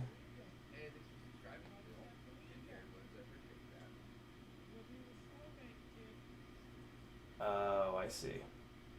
The black wire's a little bit. That's fine. Okay. That's good to go. We got to do some motors. I'm going to check the chat, though, because I've been terrible about that for a hot minute.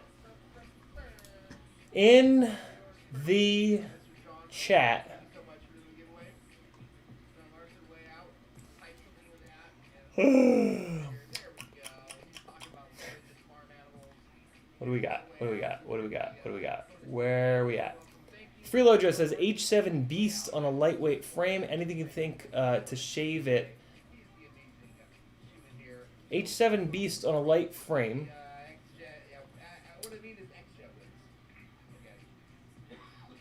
Anything you think to shave it a little bit more would be awesome.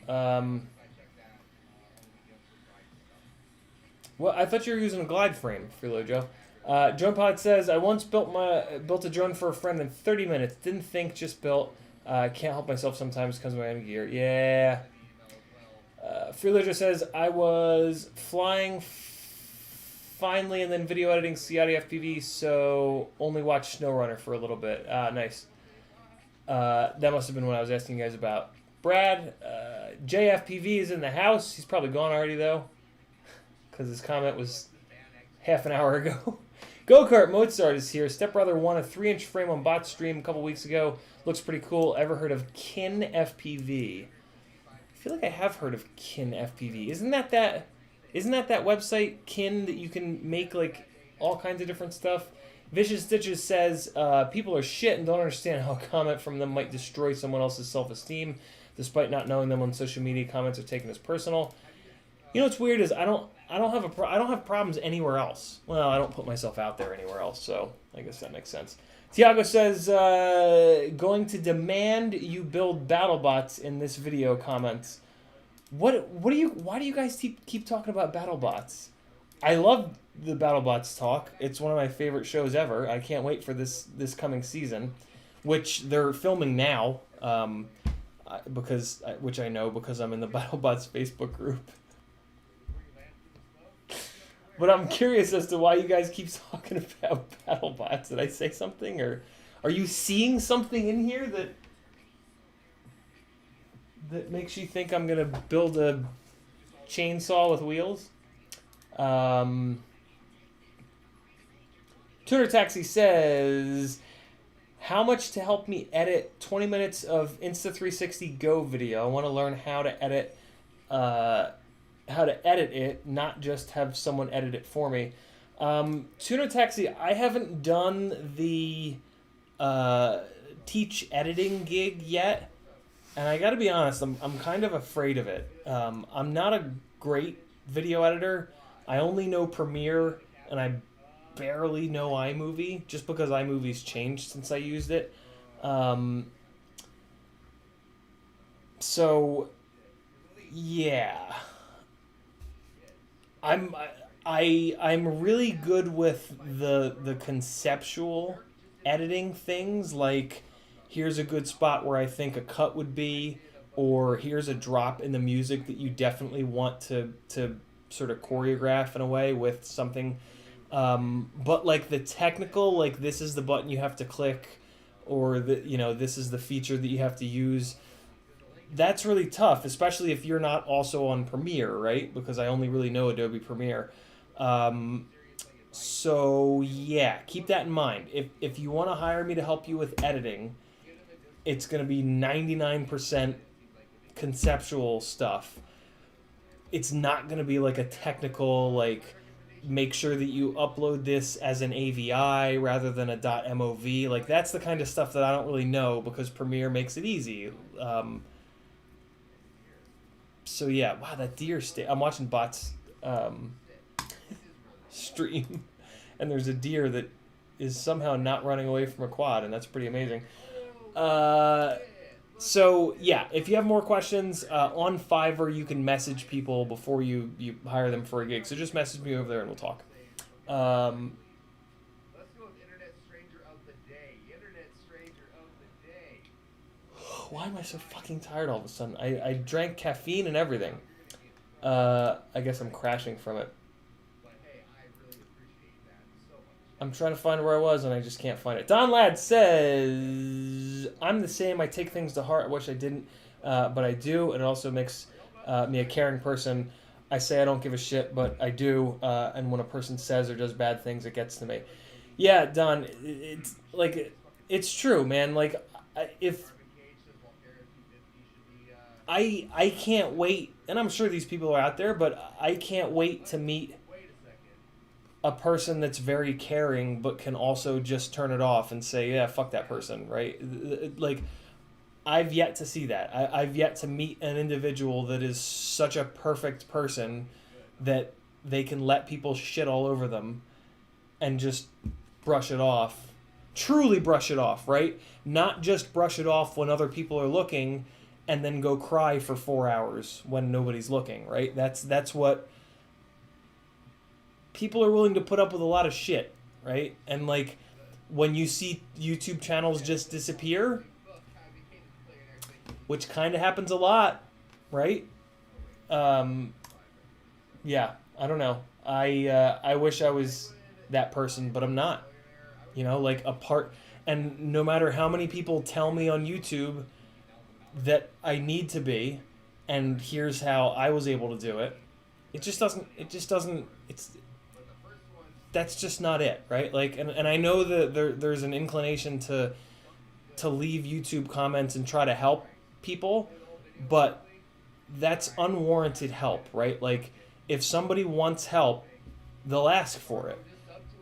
If someone's not asking for help, you got to be really careful, because everything that you say to the person that doesn't want help, I know you think that you're trying to help, not you, Don, right? Just people in general.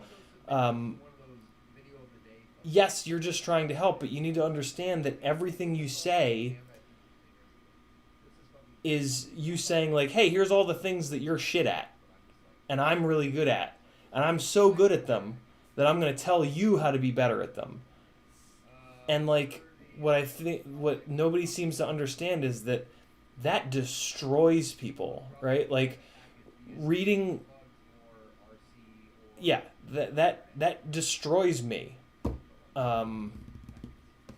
So, yeah, I don't know. It's I just don't think I'm a good I'm a good candidate for YouTube, to be really honest. I'm just not, and that's. And I think I've come up with a bunch of ways to kind of get around that, right? Like keeping our group small. I guess that's the main thing. But oh my God. This is the greatest GIF I've ever seen.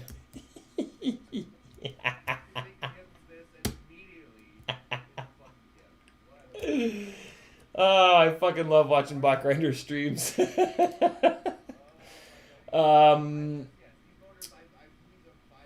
Freeloader, thanks for dropping a link. Drone Pilot says, you say certain things stick in your head. That happens to all of us. Well, I think it does. Well, that makes me feel better.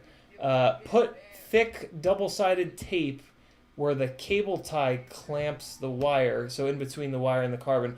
Yeah, I was thinking that, Drone. I was thinking about doing that, but the Immortal T is kind of like rounded in a weird way, and like I'm just gonna pull. I would just pull directly into that double-sided tape. I was looking around for like something plastic to make like a little plastic platform, but then again, that you know what would have worked? Grip. I could have put 2 pieces of grip there, and it's thick enough. Yeah, if I have to redo that, I hope I remember to put grip there, because that would also do the little thing that I was talking about. Hey, there's E-Doc talking about making an X with the zip ties. Broken minds think alike. I mean, great minds think alike. Drone Pilot says, come on, man, read this. Put double-sided tape between the wires. Too late now. Vicious Stitches says, I hate placing Immortal T antennas. As good as they are, they're hard to decide where to place. Yeah, it is true. It is true. They're just, you know what it is? They're big. Immortal T antennas are big, and it's hard to fit a big, long run of anything in our rigs. Freeloja says, due to working at a casino, I have zero patience for assholes and arrogant idiots. So yes, most people need to go follow the lemmings. Eric Allen says that's really looking good, man. Thanks, brother. Steve-O43068 says hi from Bot Stream. Go back over to Bot Stream, Steve-O. You can come back after. Bot Stream. I don't know. I just want to make sure that I feel bad that I'm overlapping him right now, so I want to make absolutely sure that like I send you guys over there. Because yeah, if I had like if somebody else was streaming on top of my like normal regular things, it would be cool for those people to say, hey, go watch Ciotti. If you don't want to watch him, come to me, but at least go watch Ciotti, because I'm on top of his normal whatever. I don't know, it's a weird thing. Like I feel like all of us streamers are trying to be as respectful as possible of each other, but there's enough of us now where I think that we're gonna have to start just being okay with streaming on top of each other, because I think people are starting to realize that it's a really cool way to interact with your audience and hang out with them.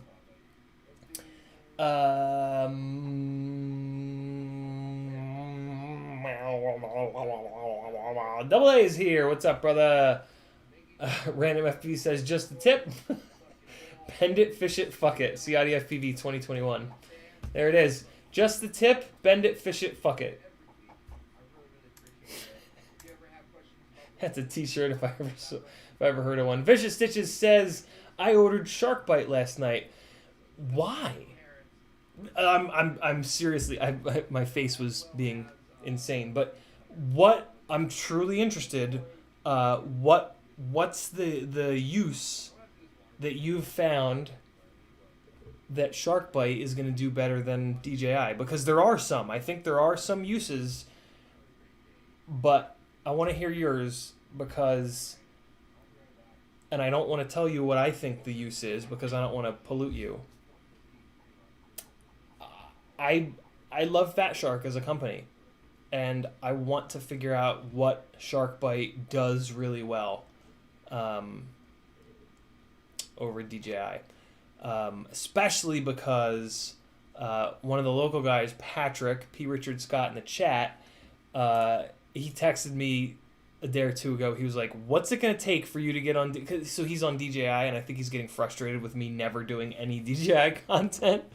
So he's like, what's it going to take to get you on DJI? Do I have to give you my goggles? What do you want? So yeah, it's looking like I might be going down the DJI rabbit hole soon. But in thinking about, like, it hasn't even been a thought process for a while, because I'm just not going to be able to afford it for like a while longer, if ever. Which is fine. This hobby has always been budget for me, and like every decision that I make has budget really high up in the list of requirements. And yeah, the Vistas, like I can't put a Vista in here They're like without going to like 35 millimeter standoffs or some crazy shit like that. But what the thing that I'm really turning over in my head is, can the DVR from the Vista match the Runcam Hybrid or the Caddx Tarsier? Because if it can, it makes more sense to shoehorn a Vista into this, right, than to deal with the Runcam Hybrid. I don't think it can. I don't think that the DJI's DVR is anywhere near as good as what I can get out of the Runcam Hybrid. But I could be wrong, because I haven't looked at a lot of DJI DVR. So yeah, I don't know. I'm still looking for the perfect solution for micros, you know what I mean? The perfect solution for getting HD out of it, as good quality HD as possible, but still having something that's flyable, right? Because like with DJI and being able to fly in HD or SharkBite, I'm going to be able to fly better because I'm going to be able to see where I'm going.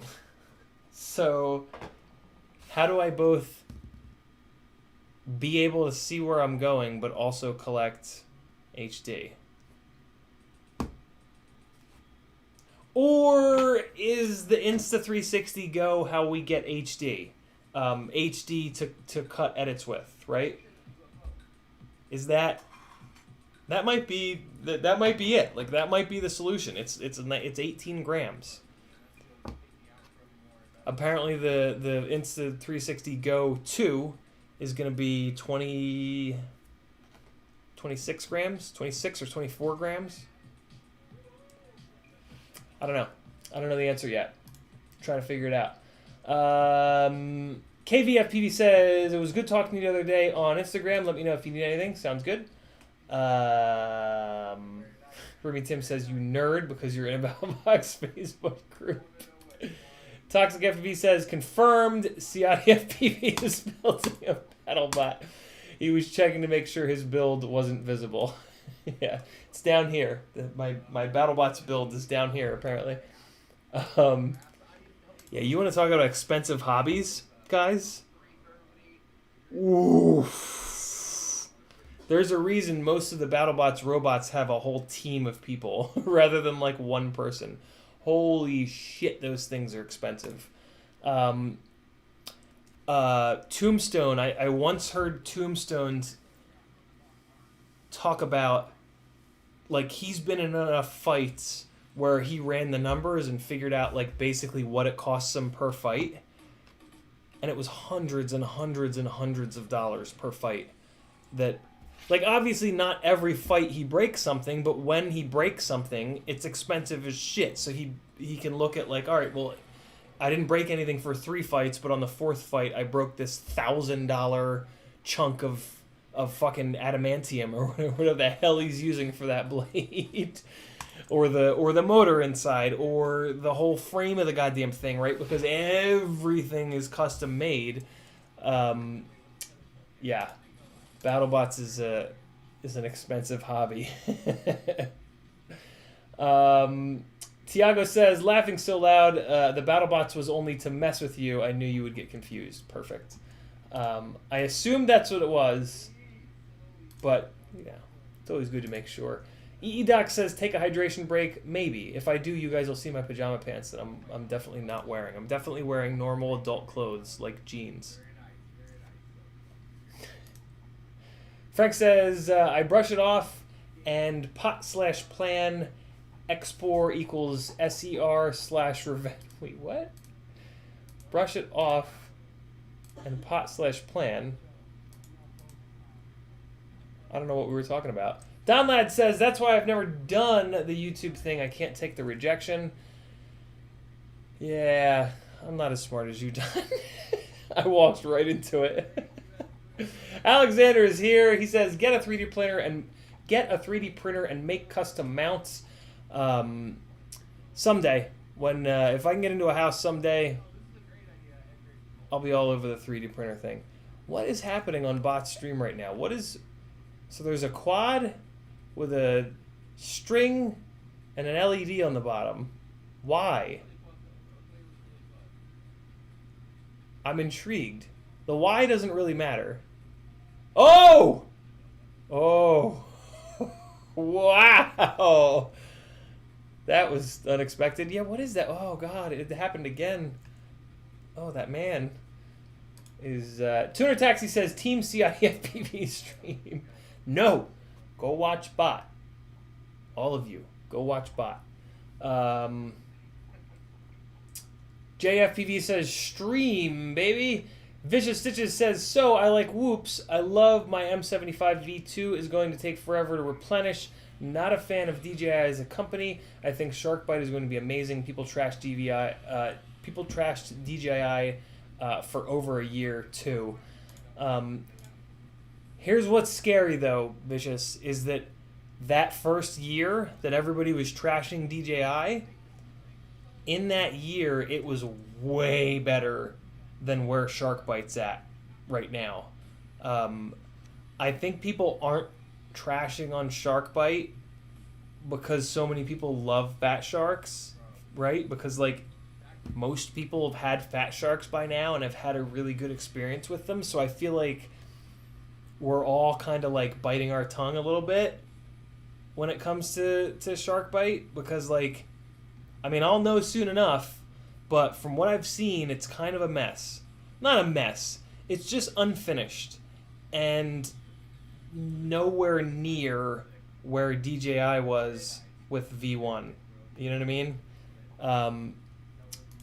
Which makes sense because DJI's R&D budget is probably literally 50 times what Fat Shark's is. Like, I want Sharkbite to be good, but I just don't know how. I don't know how Fat Shark is going to do it as such a small company. You know what I mean? So I hope they do. God damn it, I hope they do. How cool would it be? How cool would it be to just have your regular goggles and all you got to do is put this little fan shroud on it. And then you've just got a little, we can even get one of these screws with a little thumb knurled bit, right? So that we can take this screw out, and then we just take our little HD module, bloop, right onto the front, and then the HDMI cable, it sits on the bottom really nice, and you just kind of like bloop bloop, and like how cool would it be? Like, now done, I've got my HD set up, and then I can pull this apart, throw it in my bag separately, right? Like these got, or just, you know, I want to fly a tiny whoop. Perfect. I got my little lightweight goggles. I can just put them around my neck.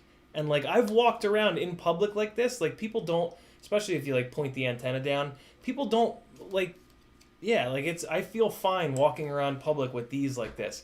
I'm not going to be seen in public with those fucking Ant-Man-ass gigantic fucking DJI goggles anywhere near me. Like, sorry, but no.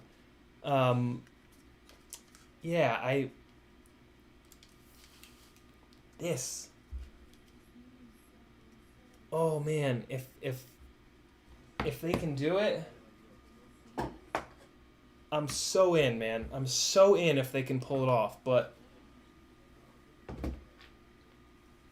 I know I'm going to have a really bad experience with this Sharkbite putting it in a glide next week. I know it. Everybody's had a hard time. It's not a finished product yet. We'll see. God damn it, I hope they can figure it out, though. My God, I hope they can do it. Vicious Stitches says a thing that we were just talking about. Drone Pilot says, no, the DVR is better on the hybrid. Yeah, of course it is. And it's like, it's a good amount better, too. Which is the sad part. I was really hoping you guys would say, no, it's fine. Tiago says, I haven't bought the Bite Shark because I can't fly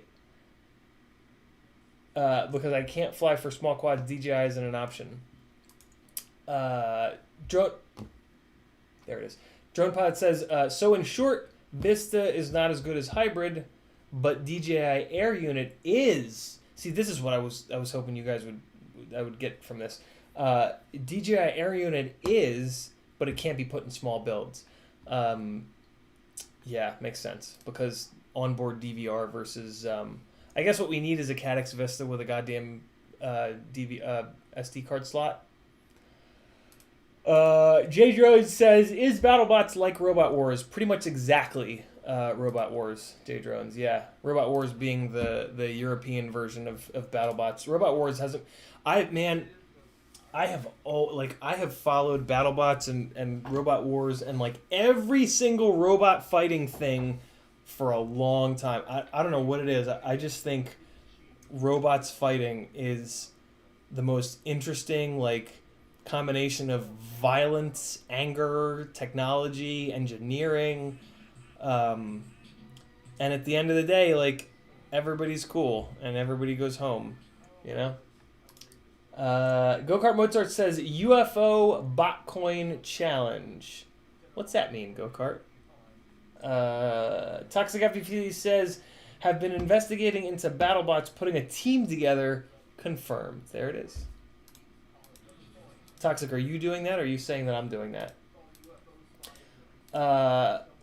Should we make a BattleBots team?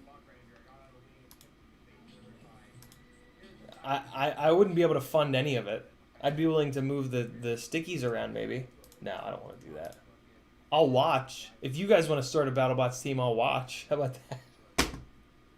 I'll play your updates on here. That's about all I can really do, I think. John Pod says, you say you're wearing jeans, but I've seen other YouTubers wearing dresses while they fly quads. Not mentioning names. A sarong is not a dress, goddammit. It just looks like one. Tiago says, you're very wrong. The system isn't from a small company. Fat Shark is just using a licensed technology. The system... Oh, yeah. Yeah, that's true. Yeah, right. But they need to, you know, I feel like the big thing that Fat Shark needs to figure out is focus mode. I feel like that's the big game changer with DJI, to keep the latency as low as possible and still give the center of your screen good looking picture, and then just block the outsides up. Tuner Taxi FPV with $2 of BattleBot funding.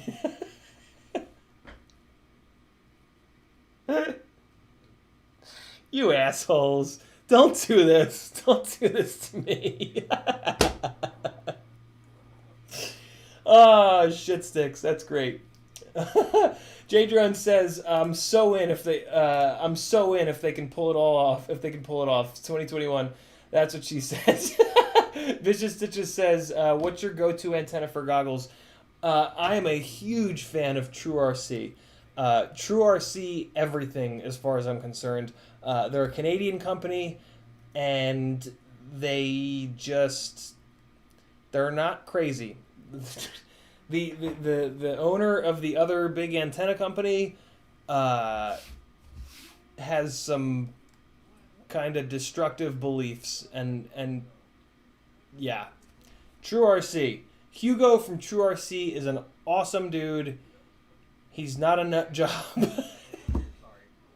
And I've had infinitely good luck with TrueRC products. At the moment, I'm really digging their Singularity. It's their top-of-the-line antenna, but the OCP. They also have an antenna line called OCP, and I run the OCPs on my 5-inch rigs because they're a little cheaper and they're a little more durable. And I just annihilate antennas on my 5-inch rigs, crashing through Scraggle and just big hard concrete slams. Like, my antennas just get absolutely hammered. So yeah, the TrueRC OCP line is my go-to on the 5-inch rigs, but the micros don't crash as hard, so the little Singularities hold up totally fine, and they're like ridiculously light, like crazy light. You can tell how light it is. Like, see how quickly it has like no momentum. You know, if it was heavier, it would go like, but it doesn't. It just it's that light. Well, here, look.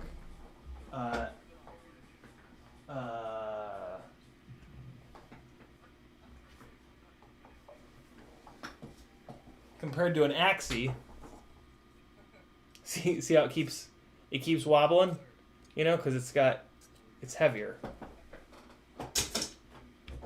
Whereas the little singularities, they're nice and light. I'm figuring out ways that I can like show you things that they're when like I can feel, you know what I mean? Like how can I'm figuring out ways to show you guys what I can feel. Strange talent. Oh God, Toxic FPV with $2 more for the Battlebot funds. You know what? Screw you guys. I'm taking your goddamn Battlebot money and I'm putting it towards health insurance. So there you go. 100. Oh, hey, by the way, there's now a 1 at the beginning of this instead of a 0 because of Nevin from FPV Exchange. Nevin sent me $100 via PayPal for the health insurance fund. Huge shout out to FPV Exchange. If you're not on there, you're missing out, and you're a bad person. You're not a bad person, but go on FPV Exchange, and it's going to be great. You're going to love it. If you don't, and I find out, metal chair. It's coming out. I'm warning you. Brad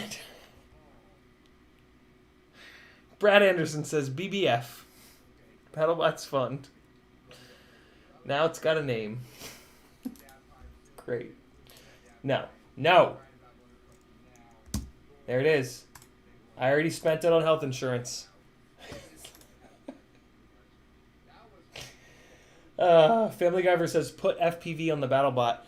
It's actually not allowed. When in like the first season of Battlebots, I was like, why the fuck aren't these people all putting FPV on these goddamn things?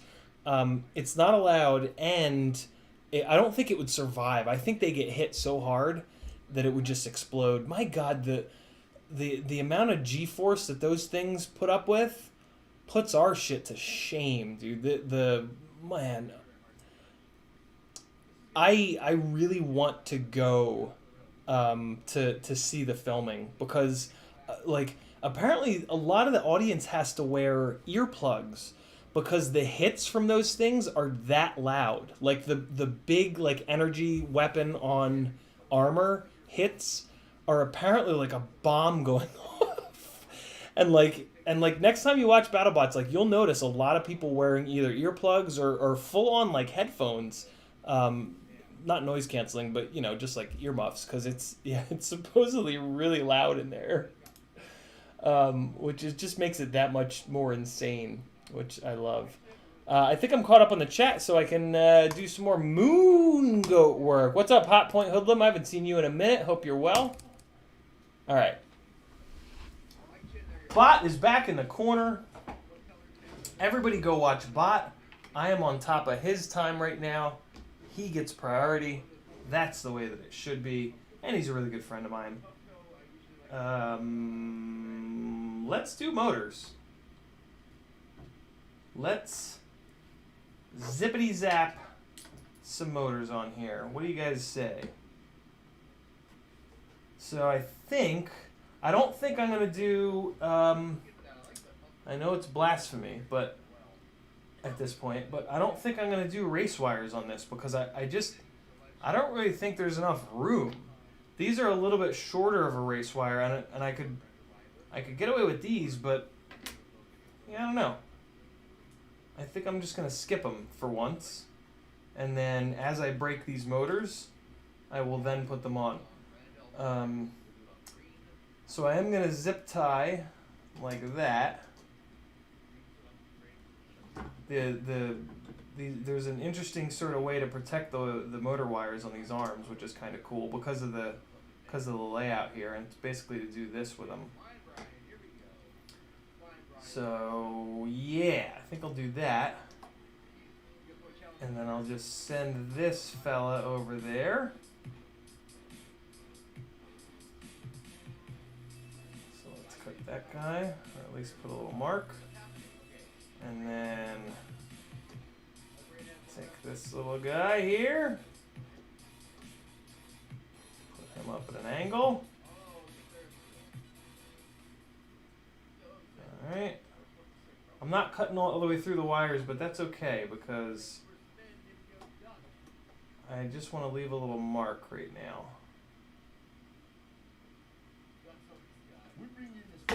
Okay, so now I got those marked up.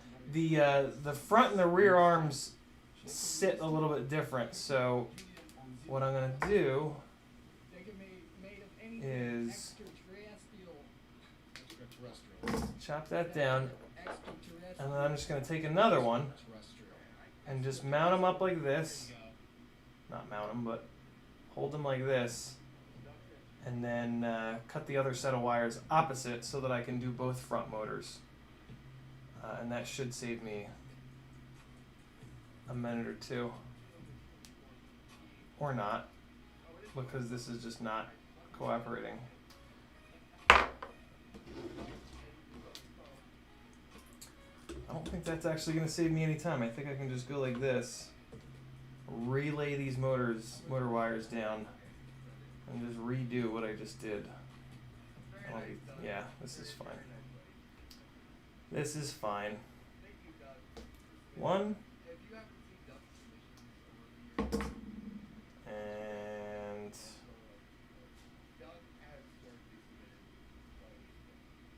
two.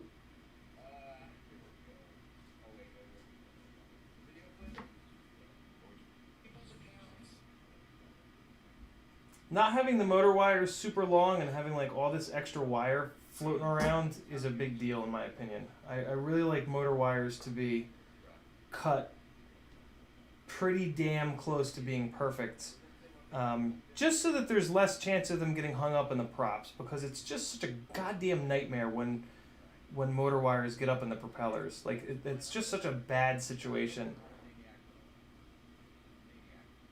So yeah, I always try to cut them pretty close. Also, I'm willing to cut them really close like this because if I screw this up, I can just put a race wire on there. It's one of the things that I like about race wires is they almost encourage me to cut this part of the motor wire a little bit shorter. And I like that.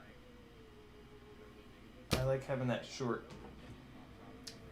because it does a good job keeping the other thing that it does is it keeps the wires from getting ripped out and just generally attacked when you're going through Scraggle, because the little branches of the Scraggle do this, you know, they scrape down the side of the rig. So if you've got like a bunch of extra wire and all kinds of shit going on, it's just more for that Scraggle to kind of grab onto and either be, I mean shit, it could be the reason that you get stuck, right? Or at least when you get your rig back, it's all mangled and you got to do a bunch of bench work when you get home. Anything and everything to avoid bench work, boys and girls. That's what you're going to get out of me.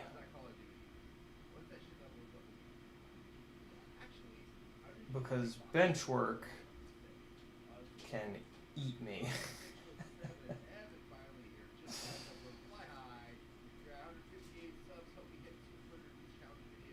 Okay. Let's do this guy. Let's put on motor number 2. And then we'll put on motor number 4. And then guess what we'll put on? Nope, nope, nope. Not motor number 1. Motor number 3. Oh, God. Why?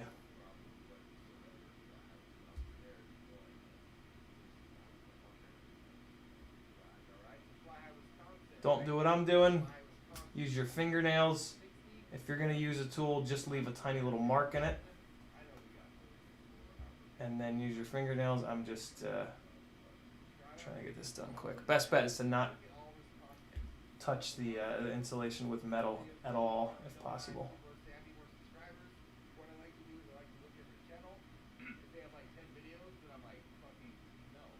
And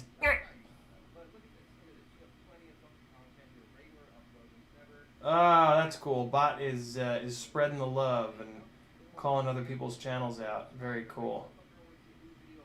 And he's specifically doing it for people that have a bunch of content up. That's really smart. I like it, Doug. I'm gonna steal that idea. Maybe. It makes it harder with like not being willing to play other people's videos. It's like, go watch their videos. I can't play any of them, but just go watch them. But I do want to do it more. Toxic FPV with a $2 super chat. He says, health insurance. We know it's for Battlebots. And then Brad Anderson with a $4.99. He says, oh wait, we got that one. BBF, can't wait. Battlebots fund.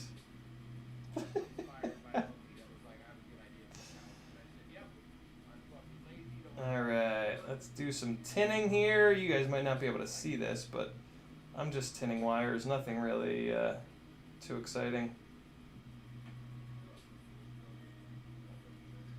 Yeah, you guys can see it. Just barely.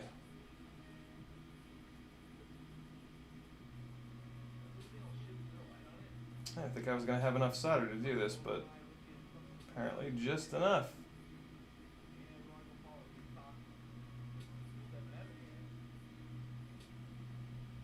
Wow. The perfect amount. The perfect amount. I used it all. That's outrageous. All right. Good deal. This one's on this side, yeah. These are T-Motor F40 Pro 2s with FPV crate fancy nuts on them. Hey, look at that. The Logitech Focused. Look at that fancy neochrome nut. It's hard to see. You can see it in person better. But yeah, I love these motors. They're a little expensive, but they're very lightweight.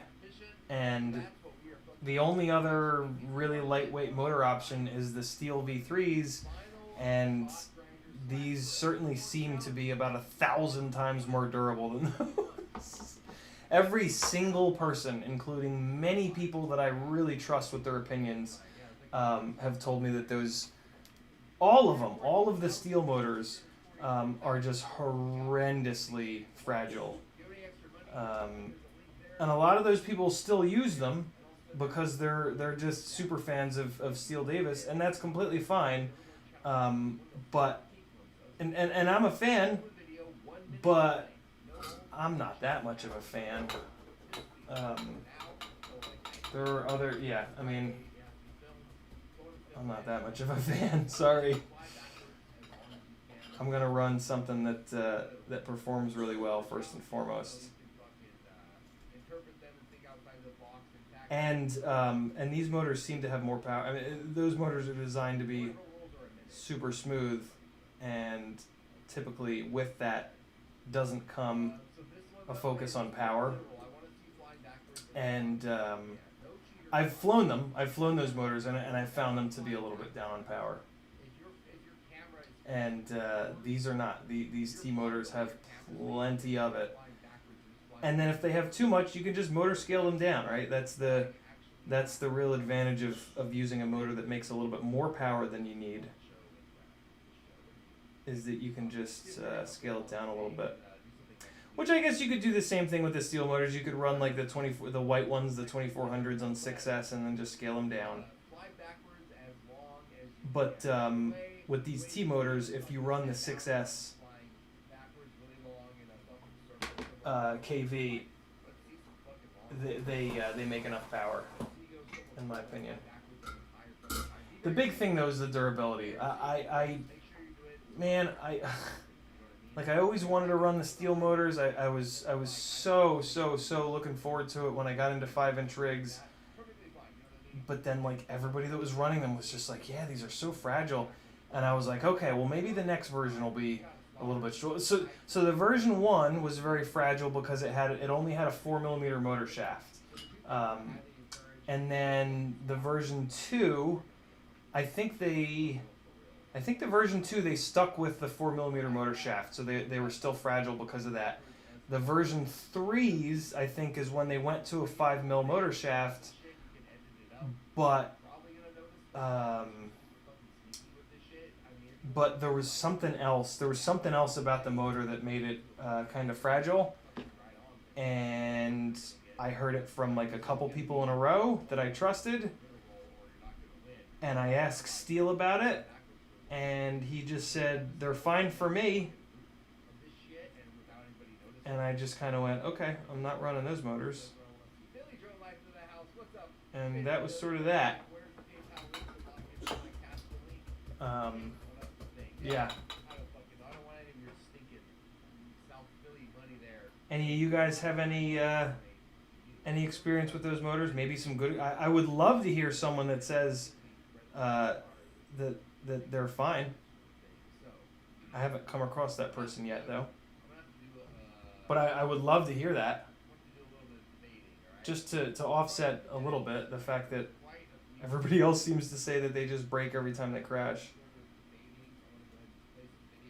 And I've flown with Steele enough and seen how he crashes, and it makes a lot of sense that they're fine for him.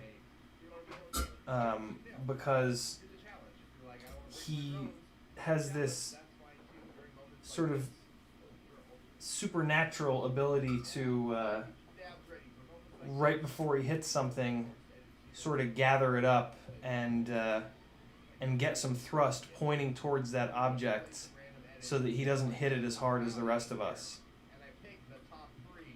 Like, when you hear him crash, you never hear him with one of these, like, big explosion crashes that a lot of us get very often, you know what I mean? Like, his crashes are just like it'll just be like, well, it'll be like, because he'll give this big blast of throttle right before he hits the thing. And that a lot of times you don't need a lot. Like, a lot of times you're close to not crashing, and then that little blast of throttle can be all that's really necessary to prevent total demolition. I think I might have cut these wires a little bit wrong. Nah, I'm good. That's actually really nice. I do want to get a little bit of a bend going there, though. So let me pick something that'll just barely fit. Yeah, there we go. There we go. So let's just get that bent. There we go. Gotta be careful doing this because it puts some stress on the pad. But what happens is the solder will run up the wire a little bit, and it'll make the first like couple millimeters of the wire really solid. But I find that with like a flat, like I like using the back of this, right? I can just like put it on that wire and just kind of like round it out a little bit, and you can get a little bit of an angle without putting a ton of pressure on the pad. Okay, let's just throw a screw into this to hold this motor on.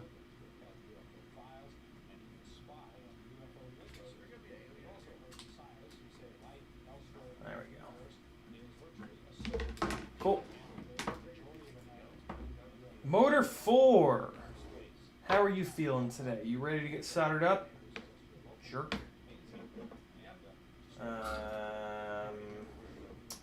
Okay. Let's get this going.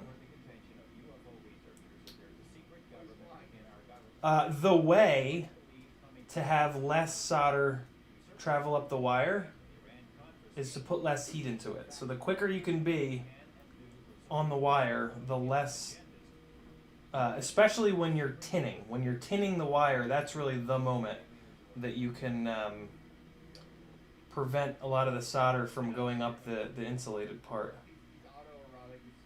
And yeah, it's just about being quick.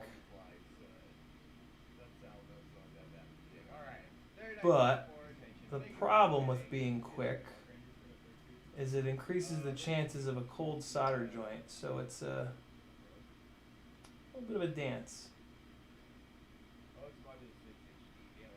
That was kind of interesting. I did something a little bit different on there. These pads are big enough where I was able to pull the soldering iron tip off of the wire and put it directly onto the pad. So really transfer heat and make sure that that the pad got nice and hot. That was kind of cool. I never thought to do that before. I always just stay on the stripped part of the wire and let that transfer the heat, and just basically just wait for that to transfer the heat. But yeah, these pads are a little bit bigger, so I can go down there. Oh, that's cool. I really like that, come to think of it, because that makes absolutely sure that you get the full pad, that you get heat on the full pad. That's pretty cool. Never stop learning, people. Never stop learning. And there we go. That one looks good. This one I got cut properly. This is what I wanted. Motor 2, I cut a little too short. This is exactly how I wanted this. This looks really good. I'm happy with this.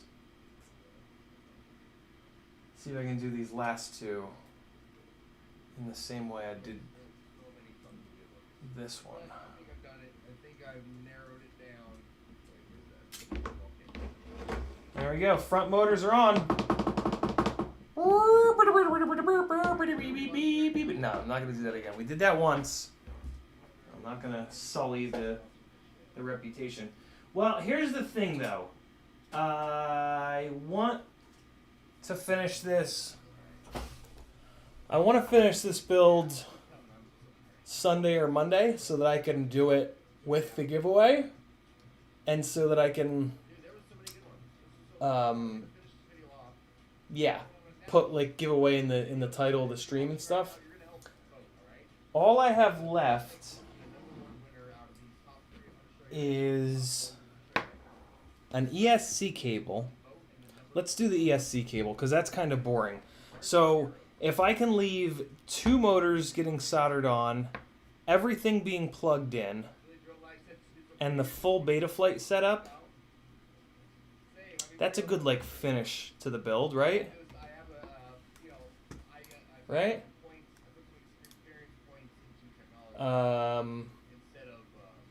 Hot Point Hoodlum says, thanks, my man. I'm well. Snowboarding. Oh, nice. Snowboarding season cuts down on my flight time. Very cool. I've been snowboarding a couple times. It's super fun. It's kind of frustrating. Being binded in kind of frustrates me because I've done way more surfing and like wheel-based longboarding. Yeah. EEDoc says apparently the Logitech focusing algorithm focuses on nuts.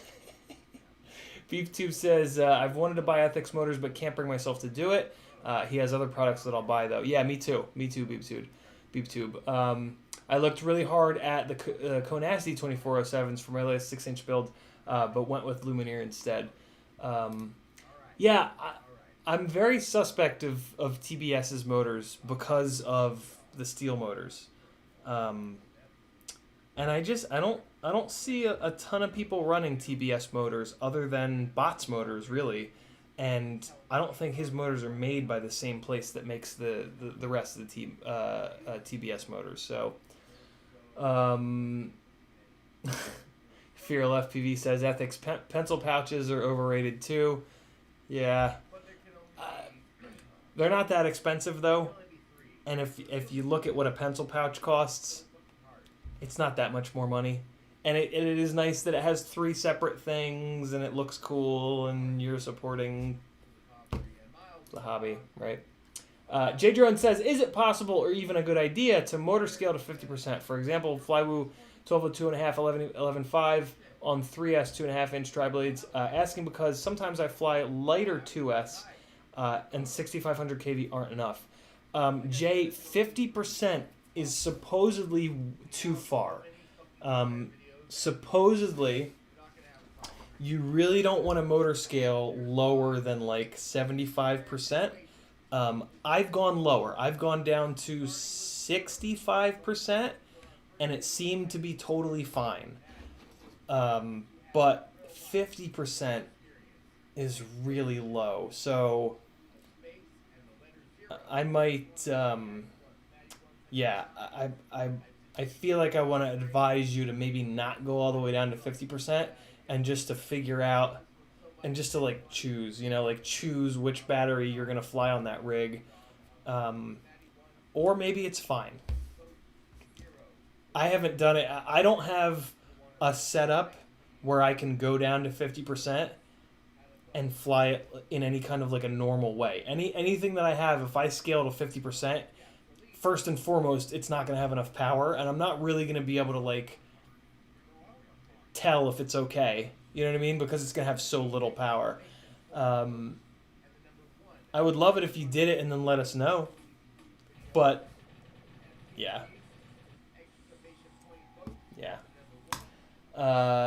It's totally possible though. It's you can scale all the way down to 1%. So yeah, there's no reason for you to not do it. I'm caught up on chat. Look at that. Let's get an ESC to flight controller cable. That's important. So, Acon includes these awesome little things with their quads. What are these called? Manuals? That's what they're called. They're called manuals. And for some reason I can't find the one for the ESC, but that's okay because they silkscreen on the ESC where the channels are. So we've got ground, VBAT, 4321. It says CNT, which stands for current, not the other word that came to mind, and then TX. And on the Acon flight controller, we've got ground, VBAT, well, VBAT nothing, ESC 4321, current, and TX. So all we need is an exact 1-to-1 cable, which is probably what they've included here. But this is a little long. This is a little bit longer than what we really need. But there is room up front. So I'm just going to use it, but let's just make absolutely sure that it's going to work. It's always a good idea, right? So on the flight controller, when the pins are upwards, we've got ground, VBAT, motors, current, RX. Cool. So this side is correct for the flight controller. Now I'm going to look at the ESC and pins up, current, TX, whatever. Yep, so we're good. So here's what I'm going to do. No, I'm going to plug it into the flight controller first. And then I'm going to stretch it tight, basically. Pull it to the front. And then I'll deal with the extra cable length in the front. So see, I'm going to make a nice sharp angle there. And run it in between. And I'm running it flat. And then I think up in the front here, I'm going to spin it up a little bit. And that'll help it to deal with this little bit of extra cable. Okay, so we got that on there. Let's drop this down. Take a look in between the two. Oh yeah, I got tons of room. All right, so I'm actually going to spin the whole thing up. I'm going to spin the whole cable up because there's just acres of room in between the flight controller and the ESC. and by spinning this thing like this, it's going to shorten it. So let's do it. And now I'm giving it a good, like, a good little crank with some force. Good little crank. Yeah, I'm putting some force into it so that the wires kind of develop a little bit of a memory, you know what I mean? So we got flight controller. And then we're going to just push this down to make that nice, clean 180. And yeah, now look, we don't have nearly as much extra cable to deal with. We're going to do another little 180 there. And just plop it on in. Plopping it on in, boys and girls. Just plop it in with these, though.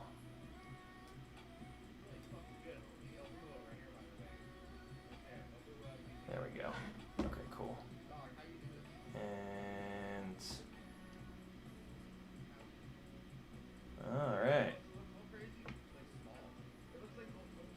Always making sure that with these cables we get them plugged all the way in. So look at that. We've got barely any extra wire to deal with. Even though this little patch cable was a little bit longer than we wanted.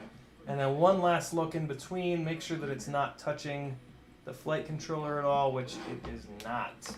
So our stack is now done. I can throw some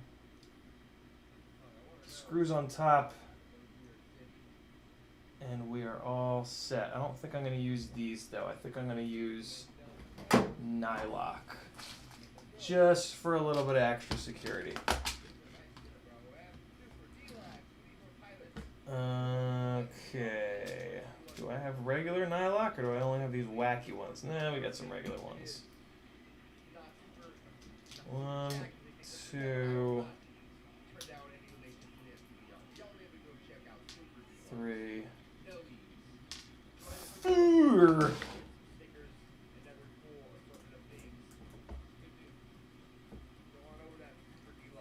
All right, cool.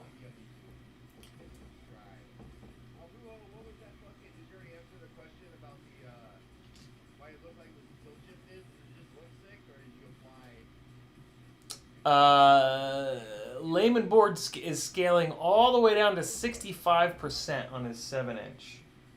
See, this is here's the other problem with like scaling down that low. It's like, how do you? It's hard to compare that to anything. Like, I have these two identical glides on 1850s and 2400s, and I can't tell a difference. But I'm only scaling down to 65%.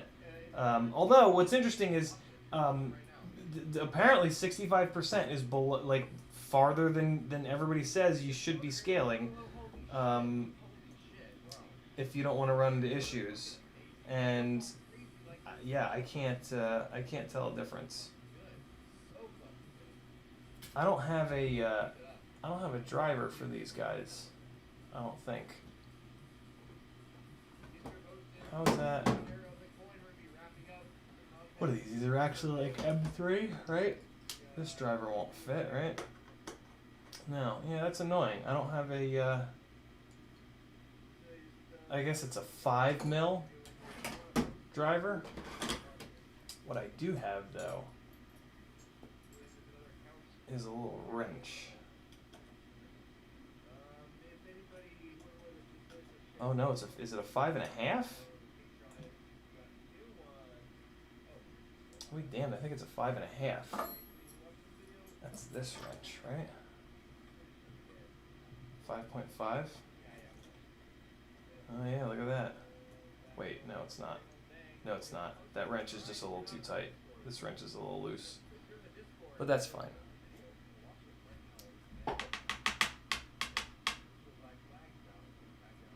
Fracticless says, using a sharp metal object to push cables in when you have a perfectly good nylon spudger, the shame of it, the shame.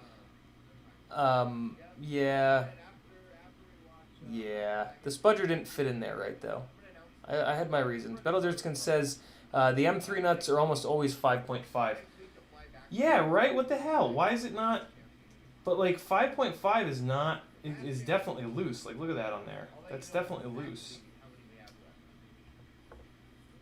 Whatever. Is it turning the... Oh. Oh. I didn't control the screw. Oh, I got away with it though. I got away with it. I got away with it. There we go. Okay. Alright, let me just crank the rest of these down. I must not have tightened these down. I really wanted to. I really like to tighten these down though, so you don't have to have the well, I'm not gonna make the same mistake though. I'm gonna leave the thing on that thing. My god, these nylocks are being a little bit of a pain in the ass right now. I kind of wish I just had used the plastic nuts.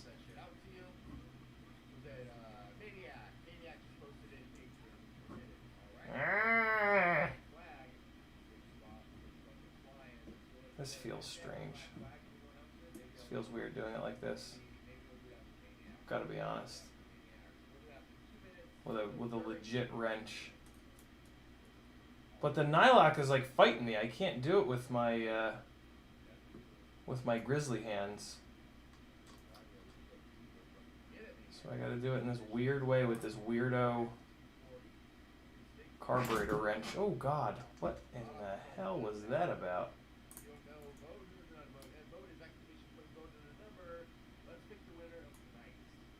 I mean, at least I'm able to use nuts up on top here. If I was on flight 1, I would have to just let the flight controller float and cross my fingers that it didn't fly off and crashes.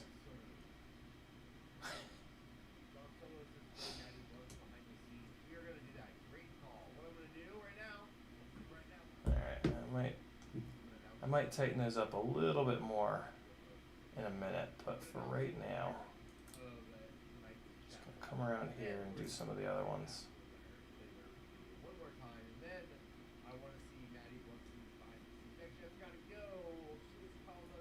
Oh, easy, easy.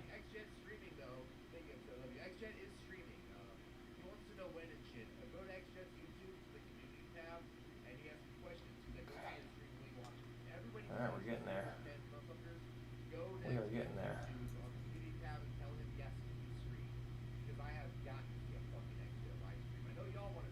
Here we go. This is exciting.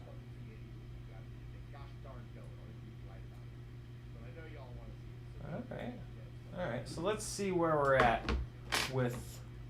Oh yeah, that's a bit too much. That's what too much soft mounting looks like. You don't want it to be this free. See how much that's moving? That's too much. And I'm not pushing hard. I'm like just barely pushing on it. So we need to get these screws cranked down a little bit more. So here's how I do it. I go to each corner and I push down on the flight controller, and then I just look at where it recovers to.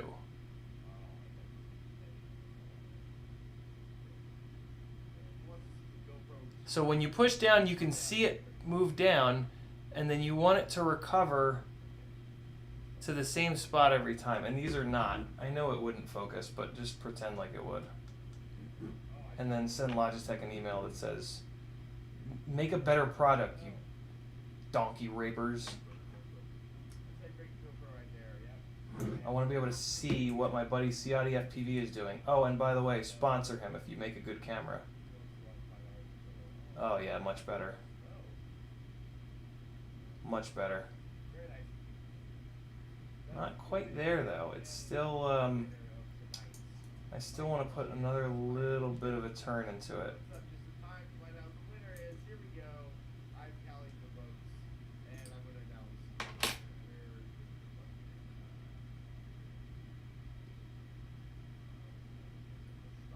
Yeah, that's better. That's better. I'm going to show you guys this in a second. Hold on.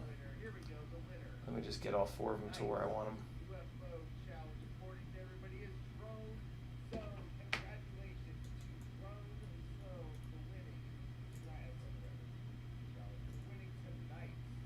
the hell? Come on, get on there. It's 11 o'clock. Oh boy. What's today, Friday? Yeah, I'm gonna end this in a minute so I can go spend some Friday night date time with my wonderful wife, Kristen. But we got this build into a really good place. And either Sunday or Monday, we will do a finish the Moon Goat stream with, more than likely, a Moon Goat giveaway. What do you guys think of that?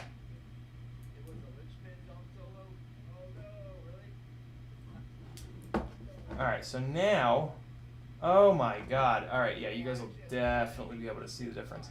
So I'm actually going to push harder on it because when I push with the same little light touch, nothing happens. Well, a little bit happens.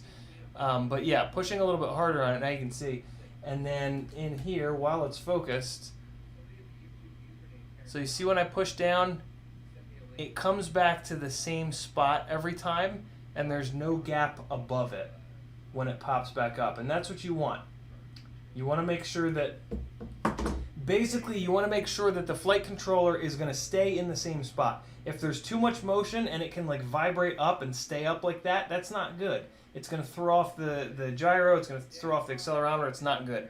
You want there to be just enough to where it's holding the flight controller in place so that it returns to like back to home, I guess you could think of it, every single time it moves around. When in doubt, just make them a little bit tighter, which is what I'm just going to do real quick here. So yeah, when in doubt, just make them a little bit tighter than they need to be. It's always going to be better to have these a little too tight than a little bit too loose. And see, it's still got plenty of movement.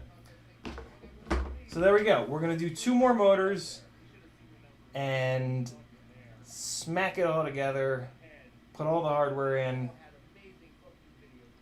and do the full beta flight setup on either Sunday or Monday. Probably Sunday.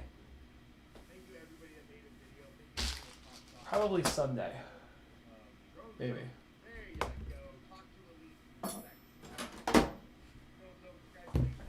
What's up in the chat?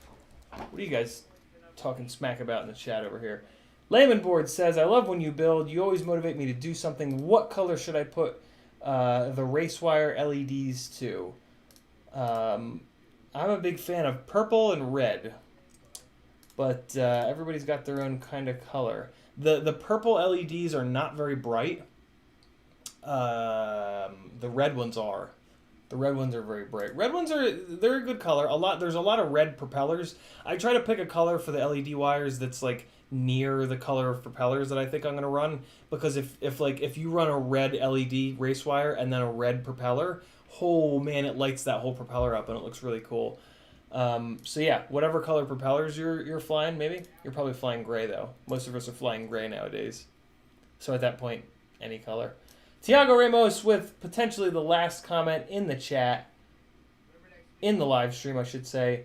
Isn't it easier to put the nylock on a screw first to make the thread? It is, Tiago, but the first like 20 times you put it off and on, it's still pretty aggressive. And then it gets more chilled out. We're good. Bot and I are weirdly ending our streams at the same time. Thanks for hanging out, everybody. 3 hours, that's a good one. Just below 3 hours, cool. Thanks for hanging out. I'll see you guys tomorrow for something. We'll do something tomorrow. It won't be finishing this. You know what we'll do tomorrow? We'll play with Tiny Whoop some more. I've done a bunch more Tiny Whoop R&D. So I'll see you tomorrow. We'll do some Tiny Whoop stuff, or maybe we'll just play some video games. We'll see. And then Sunday or Monday, we're going to finish the Moon Goat. Cool? If it's not cool, eat me. Goodbye! Thanks for hanging, people. I love your faces. I stole that from Philip DeFranco. Don't tell anyone. And I'm not doing any smoke stopper. I'm just fucking full send right now. Yeah, full send. I've never used a smoke